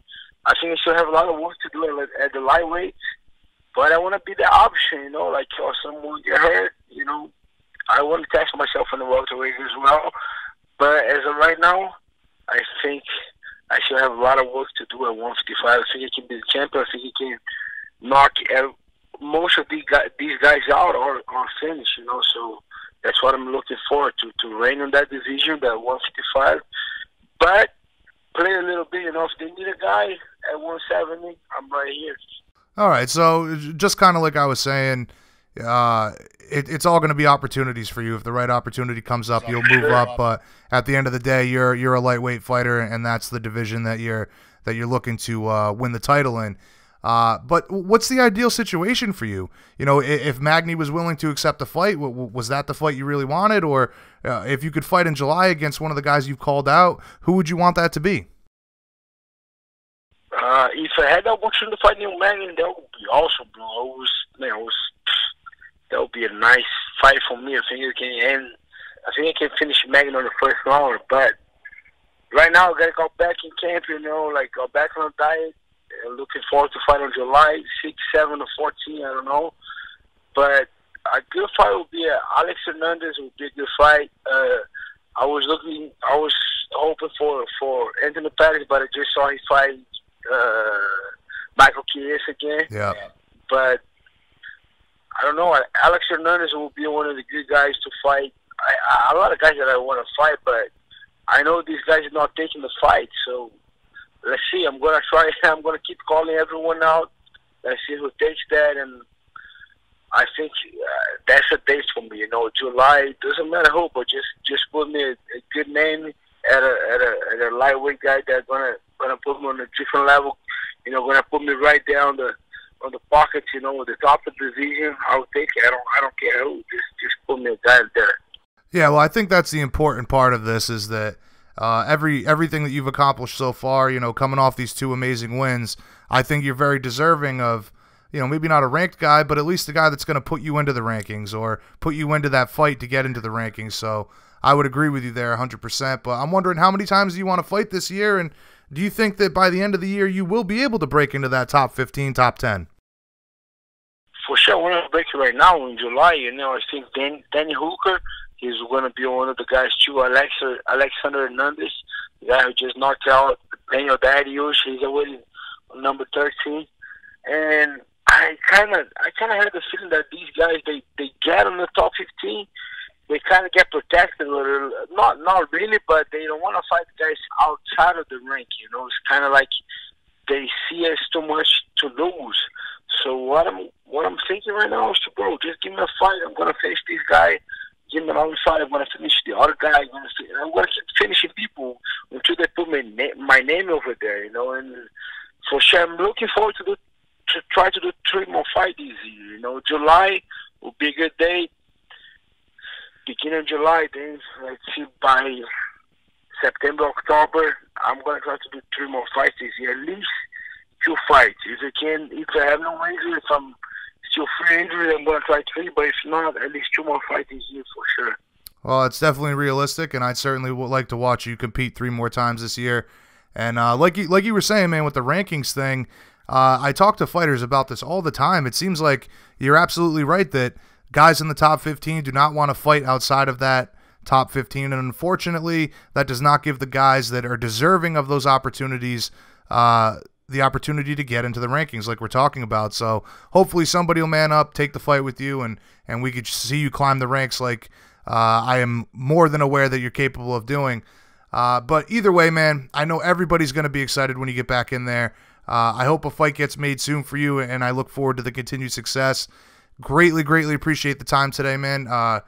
Anytime you want to catch up, please feel free to reach out. I hope we can get you back on again soon.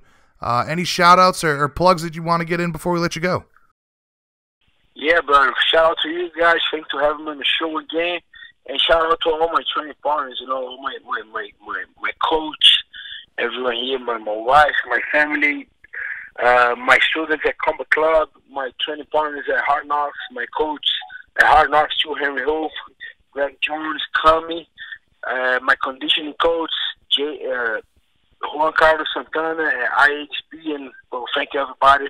And bro, give him a guide. I mean, like you said, put that guy some man up and give him a guide.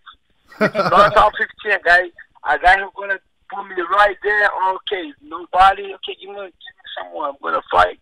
And the way I see, eventually, if I keep winning, keep finishing fights, knock people out, or finish, my name will be out there. You know, that's my main goal. Hey, that's the truth, man. All you do is keep winning, keep knocking guys out, submitting them. You'll become undeniable at some point. So I agree with you. I hope you can get that big fight.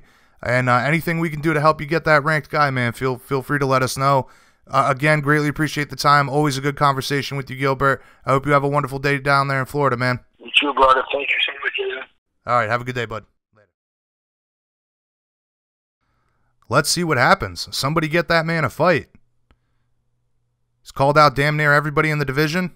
Says he'll move up and weight to save a card, or save a fight, rather. Very cool stuff from Gilbert. Again, you're seeing him come into his own. Big power in his hands, but now the technique is matching the power on top of the incredible Brazilian Jiu-Jitsu game that he already has. Very cool stuff from Gilbert. Very much looking forward for what the future has in store for him. But for sake of time, let's keep it moving, because our next guest has no time at all.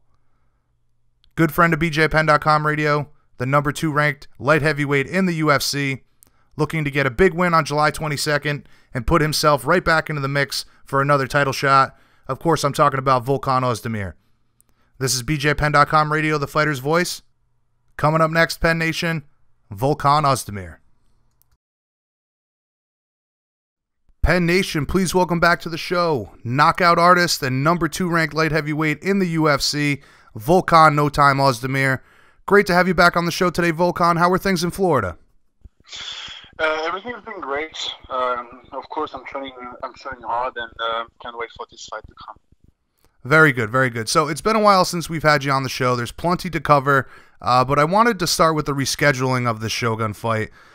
Initially, it was set for May 19th in Chile. Then it was announced that the fight had been moved to July 22nd in Hamburg, Germany. This all stems from the issues you have going on in Florida. I don't expect to get into any details about that situation, but I'm wondering if you could clarify why they wouldn't let you compete in Chile, but you can compete in Germany. Is it like extradition laws, I'm guessing?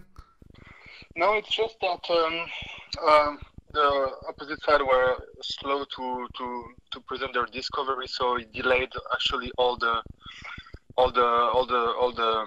affair. So it just gave me some an extra months, and then that's why I wasn't able to leave to go to Chile. And I feel bad also for, of course, the Chilean fans and the crowd over there, because I wanted to go there and compete in this country. That was something I was really looking forward to. But now I got a new date. We just postponed the fight, and that's close to home. So in my neighbor country, Germany, and I got promoted to a main event, so that's even more amazing for me. So it's crazy, things turn out also great for me, so I'm really happy with the help from the UFC and the understanding also. Right. Well, I was gonna say, at the end of the day, I'm sure that you would prefer to fight in Germany, and you'll have a ton of supporters in attendance as well.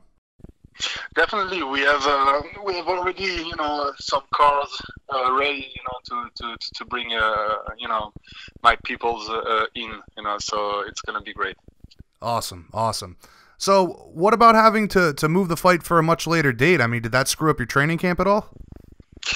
Actually, he just gave me time. And that's something I always don't have. But seriously, it's just gonna give me also more also time to improve and to do other stuff. And I'm still focusing on Shogun. I'm still focusing on my fight, on my win. I'm still focused on getting back to the title, as fast as I can. And this time not going fast to the title, but this time winning that title, And this is going to be the difference also. Right. So give us your thoughts on the matchup. Shogun is a legend of the sport, very tough guy, has a style that every fan enjoys. How excited are you to fight him?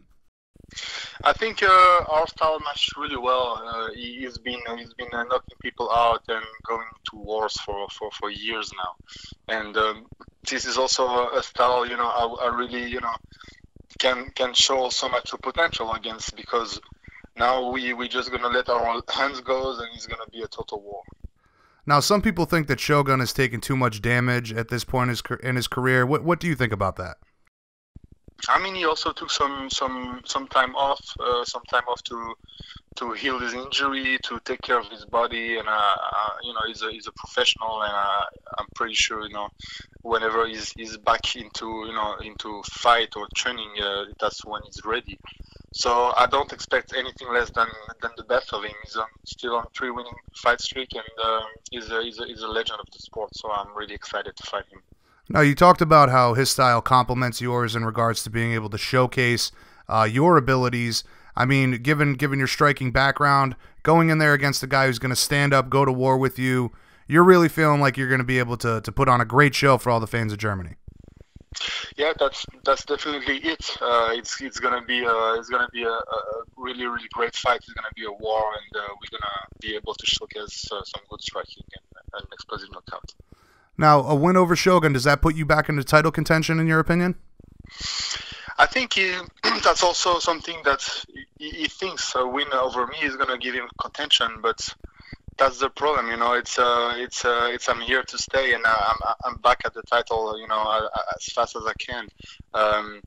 Fighting a former champion will give me, also, a good credibility for getting back to the title. Then I'm gonna have, maybe 1 or 2 fights, depending of what's going to happen with the DC and Stipe and whatever. But maybe 1 fight after this one is gonna be rather for the title. Maybe the next fight after this. So I think everything can happen really fast. I'm definitely fighting to be wanting to fight the best, the highest ranked guy. I tried to get a hold of, Gustafsson for a while, and that's a fight I really want to have. Hopefully, maybe since I'm fighting in Germany, hopefully I can fight in Switzerland next, in my home country, and that will be amazing, just to see who's going to be the king of Europe, finally. Otherwise, Glover was a fight I was trying also to get through before the Shogun fight. I got the proposition for the Shogun fight, so there's a ton of matchup to do, but definitely I want to fight the best guy and the highest ranking guy, after that fight.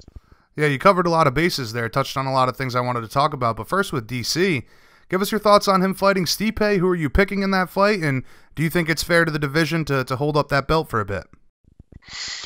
I mean, I always say that I love the super fights. I love the excitement he gives. I love the challenge also that he can give to the fighter himself, but also to the fans. So I like the fact that he's moving up weight and he's challenging the champion in this division. That's pretty crazy, and that's something I admire also.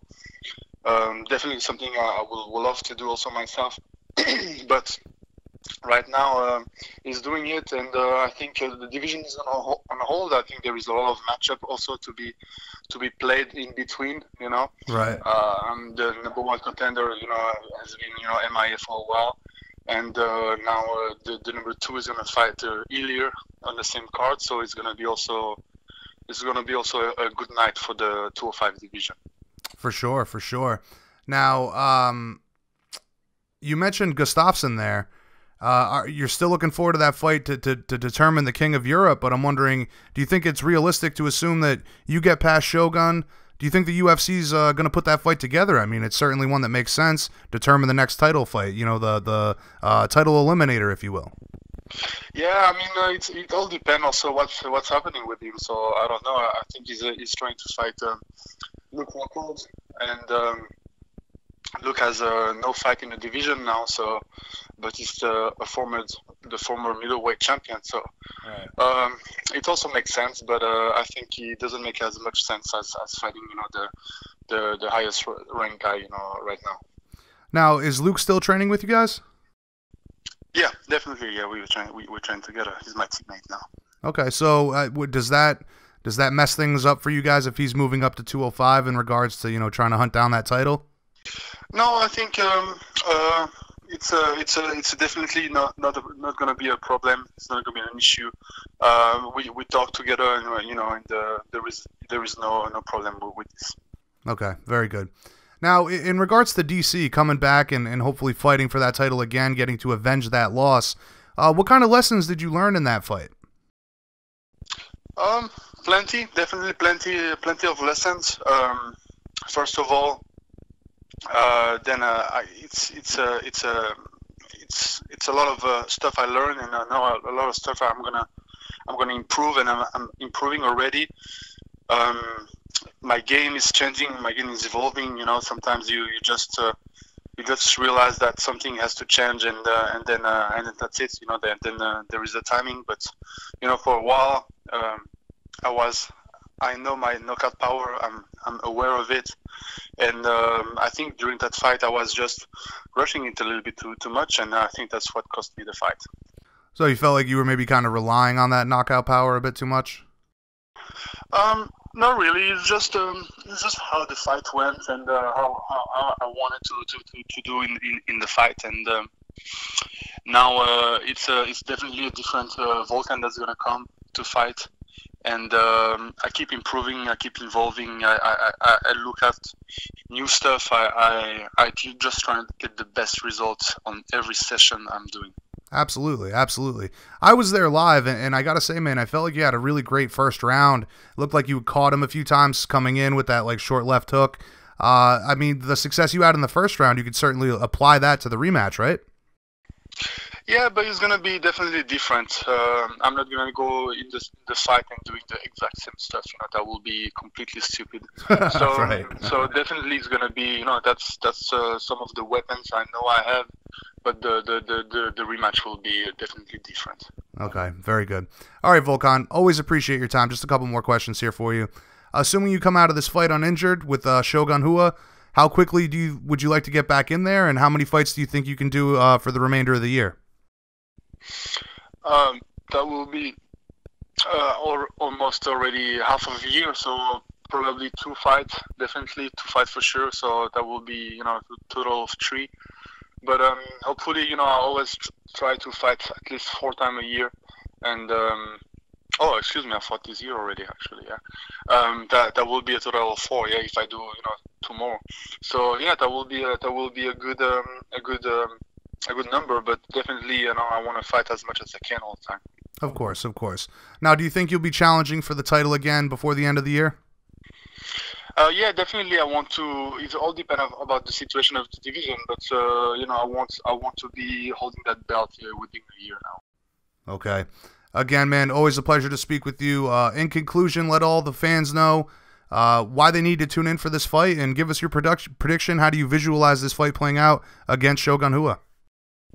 This fight will be great. It's fighting a former champion will give a great taste in my victory.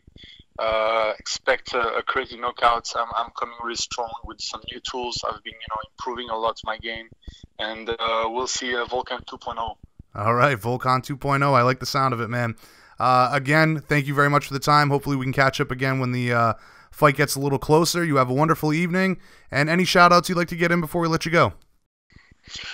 It's all good. I wanted to shout out to my team, definitely my teammate, everybody that is helping me, all the people supporting me. So always give power, keep myself strong and keep myself also focus on the goal. So that's always appreciated. So thank you guys. All right, Volkan. Great conversation as always, man. You have a wonderful afternoon. Thank you so much, man. All right, buddy. Later.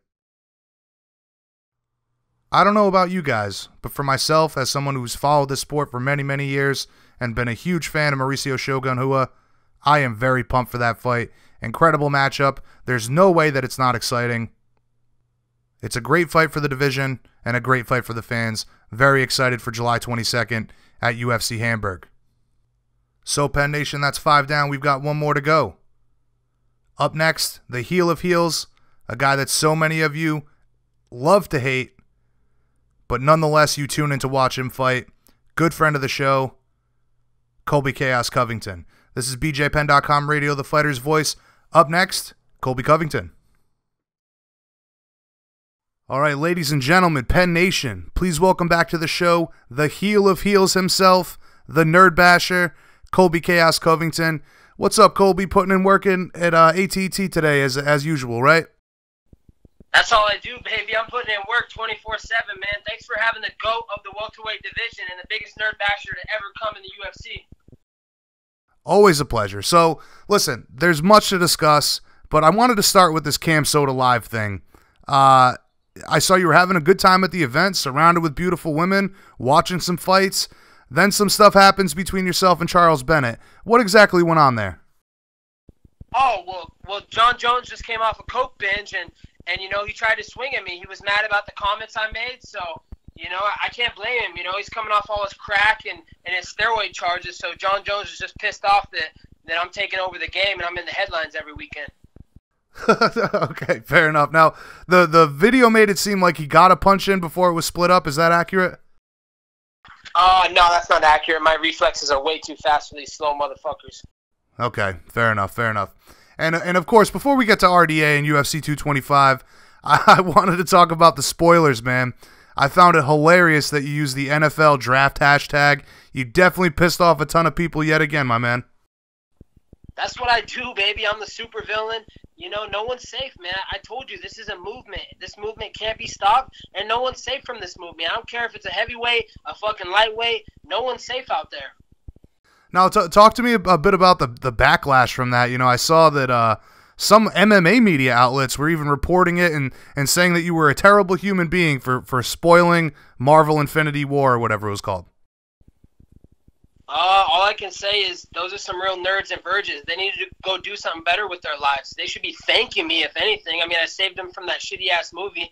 And what do you know? Just like in real life, what's about to happen, bad guys do end up winning in the end. All right, man. So let's move on from there. How is training camp been going? I know you're preparing for this big fight. I bet you're feeling as good as you ever have.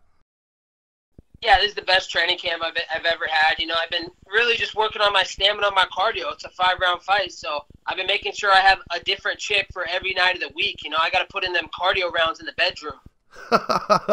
I saw you did some photos there with what did you say? What was the quote? 7s and up from now on. Is that what you said? 7.5s and up only. Okay, very cool stuff, man. Count. So I feel like a lot of people don't realize that the promotion really never ends for you, right? I mean, this is a lifestyle, right? This is a lifestyle, baby. This is the year of chaos, and you know, it never stops, man. I'm just getting warmed up on all these nerds out here. People think they hate me now. Just wait till I get the belt. They're gonna hate me even worse. It's gonna be a snowflake Armageddon. So Rafael dos Anjos, he hasn't had much to say since the press conference. But tell us about that experience and finally facing off with Dos Anjos. Yeah, it was good to finally look inside his coward soul and realize how scared he truly is. You know, I saw the look in his eyes. He has a lot of fear going on. That's why he doesn't want to give no interviews. He knows I'm about to delete his legacy, just like I deleted Damian Maia's, just like I deleted Dong Hum Kim's. I'm the welterweight Grim Reaper. Now, as far as I know, the only interview he did, he had said something about he plans to expose you at UFC 225, called you a fake gangster. What's your response to that? It's funny he's using the word fake when he's the fakest of the fakes. I mean, the guy has 3/4 of his Twitter followers that he bought. So if that doesn't spell fake, I don't know what is. I'm real. I'm natural. I'm organic. If you go look at any of my comments or my social media, that's 100% all me, man. So, you know, it's just funny that someone that is so fake would use the word fake. Right. And speaking of social media, just to go off topic here for a moment, when you do stuff like spoil Marvel Infinity Wars, I mean, do you see a big drop in followers? Do you gain followers? What's the reaction from the fans? Yeah, you know, I lose some followers, but those are the followers I didn't want, man. So, right. You know, that's the difference between me and every other fighter. People that want to say I'm mimicking McGregor, I'm mimicking Charles. I'm not trying to be anything like them. Does it look like I'm trying to get followers or I'm trying to get fans? I don't care. I'm not trying to make people happy. I don't care. You're going to be mad, but you will tune in to see me fight because you want to see me lose. So, at the end of the day, all these people that want to say I'm trying to mimic another person, no, I'm unique in my own way. No one's ever done and went the route I've went. Full supervillain heel. Absolutely, I would agree with you 100%, man. The comparisons are not fair when you are your own individual going into this. You know, like you said, a way that nobody has done before. But listen, there's been a lot of speculation as to why the fight got moved from Brazil to Chicago. I know you had planned on having armed security, but apparently the UFC didn't think it would be enough. Rafael dos Anjos said that they moved the fight because of the stuff that happened with Conor McGregor. Is that accurate? No, that's not accurate. It had nothing to do with security. The powers that want me to make this glorious moment in American history happen on U.S. soil. Those filthy animals in Brazil sure as hell didn't deserve this moment. Okay, so you're, I guess without saying who, I mean, is it UFC brass? I mean, they wanted you to have this moment in the States. Yeah, you know, it was U.S. brass, you know, the UFC brass, you know, Dana White knows what's good for business, and he knows I'm good for business, so he wanted this glorious moment in UFC history to happen on U.S. soil in Chicago. And what a better place than to go to the same arena that Michael Jordan used to play, the United Center. And that's crazy because I am cut from the same cloth as Michael Jordan. We have similar attributes. He's a GOAT of his sport. I'm the GOAT of my sport. So it only makes sense for me to go dunk my nuts on RDA's head, just like Michael Jordan used to dunk on fools' heads in the NBA.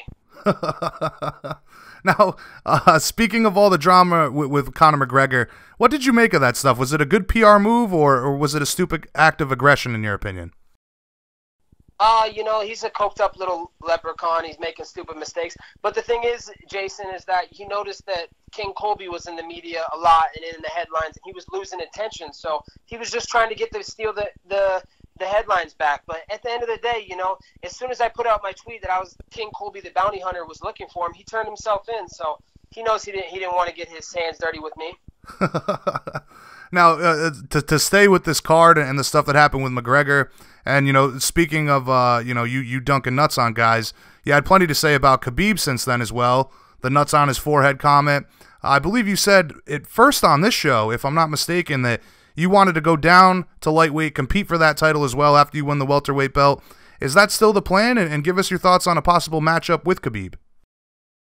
Yeah, that's still the plan. I'm looking for 3 belts. You know, I'm looking to do something that's never been done in this sport. You know, I want to go down to 155. I want to go up to 185 middleweight and take the belt. Whitaker hasn't been that impressive. He got knocked out by Choir Boy Thompson. You know, in karate, everybody knows that shit don't work. So, you know, and as far as Khabib, I mean, the guy couldn't finish a real estate on 20 hours notice. That's sad, man. If that dweeb ever comes up to 170, I'll ragdoll him like the chump he is. Now, I know you weren't impressed with his performance. As you mentioned there, he couldn't finish a real estate agent. But, you know, being that you're a high-level grappler, do you think Khabib is a talented grappler, in your opinion? To be honest, no, man. He's not that talented, man. His wrestling doesn't add up to good wrestlers. He has good pressure and sambo, but he's going against guys, not All-American Division I wrestlers who've been wrestling since they was 5 years old. You know, my hips are completely different. You know, my scrambles and my takedowns. I'm a bigger, better, stronger, everything better than him. You know, I'm way more handsome. We all know that. So, you know, I don't think that his skills are that good, and they don't translate up to 170. But that's why I'll go to 155 if need be. You know, I'll meet him in Russia. You know, I'd love to go to Russia and silence that crowd and give the Russian fans something to cry about. Oh, the Nerd Bash train knows no bounds, man, worldwide. Yeah, the Nerd Bash train has no limits, man. There's no boundaries on Nerd Bash. You know, I'm the bully of the UFC, man. I'm giving swirlies, I'm taking lunch money, and I'm giving wedgies, man. This Nerd Bash 2018, this movement cannot be stopped. Now, listen, completely off topic here. When I asked you about Charles Bennett, you mentioned John Jones, but Joe Rogan has said that you should be careful saying stuff about John Jones in case you have to run into him. What is your response to that? I think Joe Rogan should worry about what he's saying about me, because we might just meet face to face soon in the near future. He might be commentating that Chicago card, so you know that's kind of hypocritical of him to say something like that, because when he's talking about me, you know, we might be face to face, and I might just have to slap him. All right, fair enough, man. By the way, did you see any of this stuff going on with your boy Jorge Masvidal and Neil Magny? Yeah, I seen that going on. You know, as to be expected. You know, Neil Magny's been ducking Gamebred, my boy Masvidal, for a long time. He doesn't want to fight Jorge. He knows Jorge will retire him and finish him for the little peasant that he is. So, you know, he's running like the little nerd he is, man. He needs to go get laid. He's a virgin. Now, I had talked with Jorge yesterday. I had him on quick just to get the scoop on what was going on with him offering to come in at a catchweight, fight Magny in UFC Liverpool. Magny, it seemed like he was down for the fight, and then today we release an update that Jorge said he declined the fight. Now Magny's saying he didn't. Obviously, you're going to take the side of your boy Gamebred, but what do you think's going on there, man? Like, why won't Magny take this fight? Oh, dude, he knows it's a terrible matchup. My boy Masvidal is, you know, his defensive wrestling some of the best in the world that the UFC's ever seen. So Magny knows he can't take him down, and Jorge's striking is lethal, you know. So he's just afraid, man. He doesn't want to get his lights turned out. He doesn't want to go to unconscious in that octagon. So, you know, he's been running from George. They were supposed to fight like a year ago, and Magny's just avoided that fight like the plague. So, you know, Magny wants nothing to do with my boy Jorge Masvidal, and rightfully so. You know, he doesn't want to leave the octagon in a stretcher. Now, getting back to the task at hand, winning the title, your own career, obviously. To the people that still question this interim title that you're fighting for, Tyron Woodley included, what do you say to those guys at this point? You know, I just have to laugh at those people. You know, it's been a year now. We're coming up on a year in June. So, you know, look at the guy. He's out there claiming, oh, I fought 4 fights in 1 year. Go look at his record, Jason. He's fought 4 fights in 3.5 years. That's 1 fight a year. Is that the makings of a champion? When I'm the champion and I take the belt, I'm still going to fight 2 more times this year. You know, I'm looking to be active, man. You only you have a limited window. You know, I want to fight till I'm, 36, 37. That's 6 or 7 more years. I want to be fighting 4 or 5 times a year. So, all the critics that are saying this interim title shouldn't happen, well, why is he out faking injuries? He was good to fight Nate Diaz, but then when Dana White offered him against me at the end of the year show, UFC 219, he was, all of a sudden I got to get shoulder surgery. The guy's fake. I mean, why is he gossiping about the Kardashians when he should be out here defending his title? But if he was really hurt, why didn't he get the surgery right after he fought Damian Maia? Why did he wait like seven months to get the surgery? Just nothing adds up. And look what he's doing now. He's trying to act like this fake, he's out there putting fake news to draw the attention away from me right now, saying that he's going to get a fight with Nate Diaz. That's not even on the table. They're not even talking about that. That's not going to happen. That's complete fake news. He's just trying to draw the headlines and attention away from me right now. Now, he says he'll be ready by July. I know we've talked about this before, but assuming you get the win here, UFC 225, is July too quick of a turnaround for you to unify that title against him? We'll see. I know he's got some baby mamas he has to pay off, and he's got some bills to pay. So, he's going to have to come beg me for when we're going to have the showdown. It might be July, it might be August, but, we'll see. I'm not going to be on his terms. It's not like, he's not in the driver's seat no more. No one gives a fuck about that guy. Go look at social media engagement. We're not talking about followers, because we're talking about followers. Justin Bieber would be the champion. But if you go look at engagement on social media, no one gets more engagement on their social media than me. I mean, look at my comment section. Look at, all the people engaging in conversation. Everybody wants to watch me. They know I'm the king now. So, Tyron Woodley's not a draw. No one gives a shit to watch him on pay-per-view. People want to see me on pay-per-view. Whether they want to see me win or lose, it's the same thing. They're going to be buying the pay-per-view to see King Colby take over. Right. And you make a great point there. I mean, I think that once you've captured the title, you become the money fight. I mean, undeniably, right? Absolutely. I'm already the money fight. Everybody knows that. Dana knows that. That's why he knows he put me in this interim title fight. So, I'm a promoting and marketing machine, man. That's what I do. I'm not out here complaining, the UFC doesn't promote me because they never have. No, I'm out here doing it myself, man. That's what this business is. We're independent contractors. So, at the end of the day, I am the money fight. Tyron Woodley's going to have to come beg me, but, I don't know if I'm going to give him the shot. I might just give it to GSP. Everybody says that GSP is the best welterweight of all time, but everybody truly knows I'm the best welterweight of all time. Well, you versus GSP, very interesting matchup to myself as well. But Tyron said also, I believe it was a couple weeks ago, said something about your trash talk being scripted.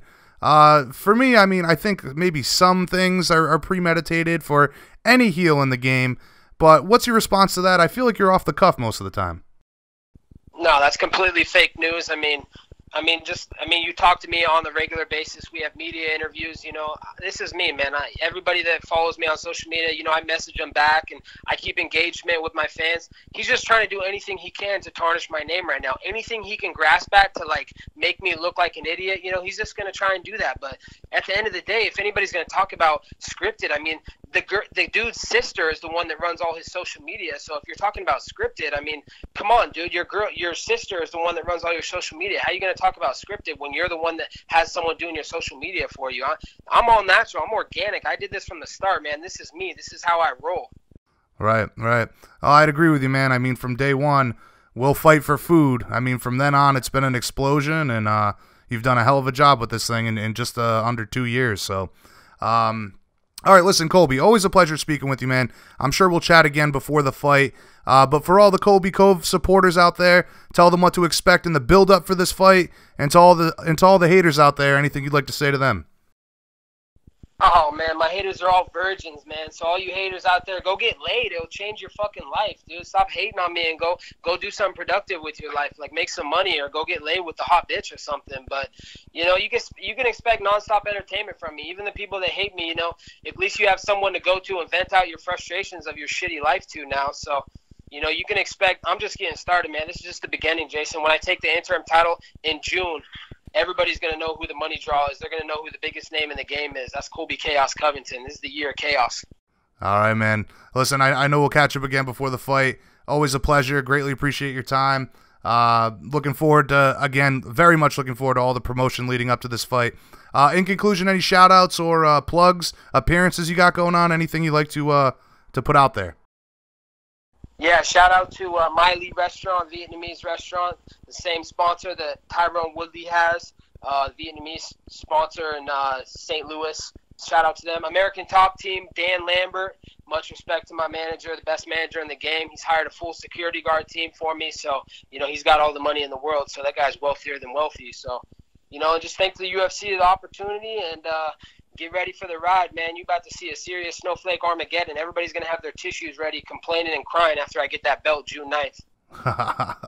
All right, man. Love it. Love it. We'll talk again soon. Thank you very much. I hope you have a great afternoon, and keep up the good work, brother. Thanks, brother. Have a good night. You too, man. Later.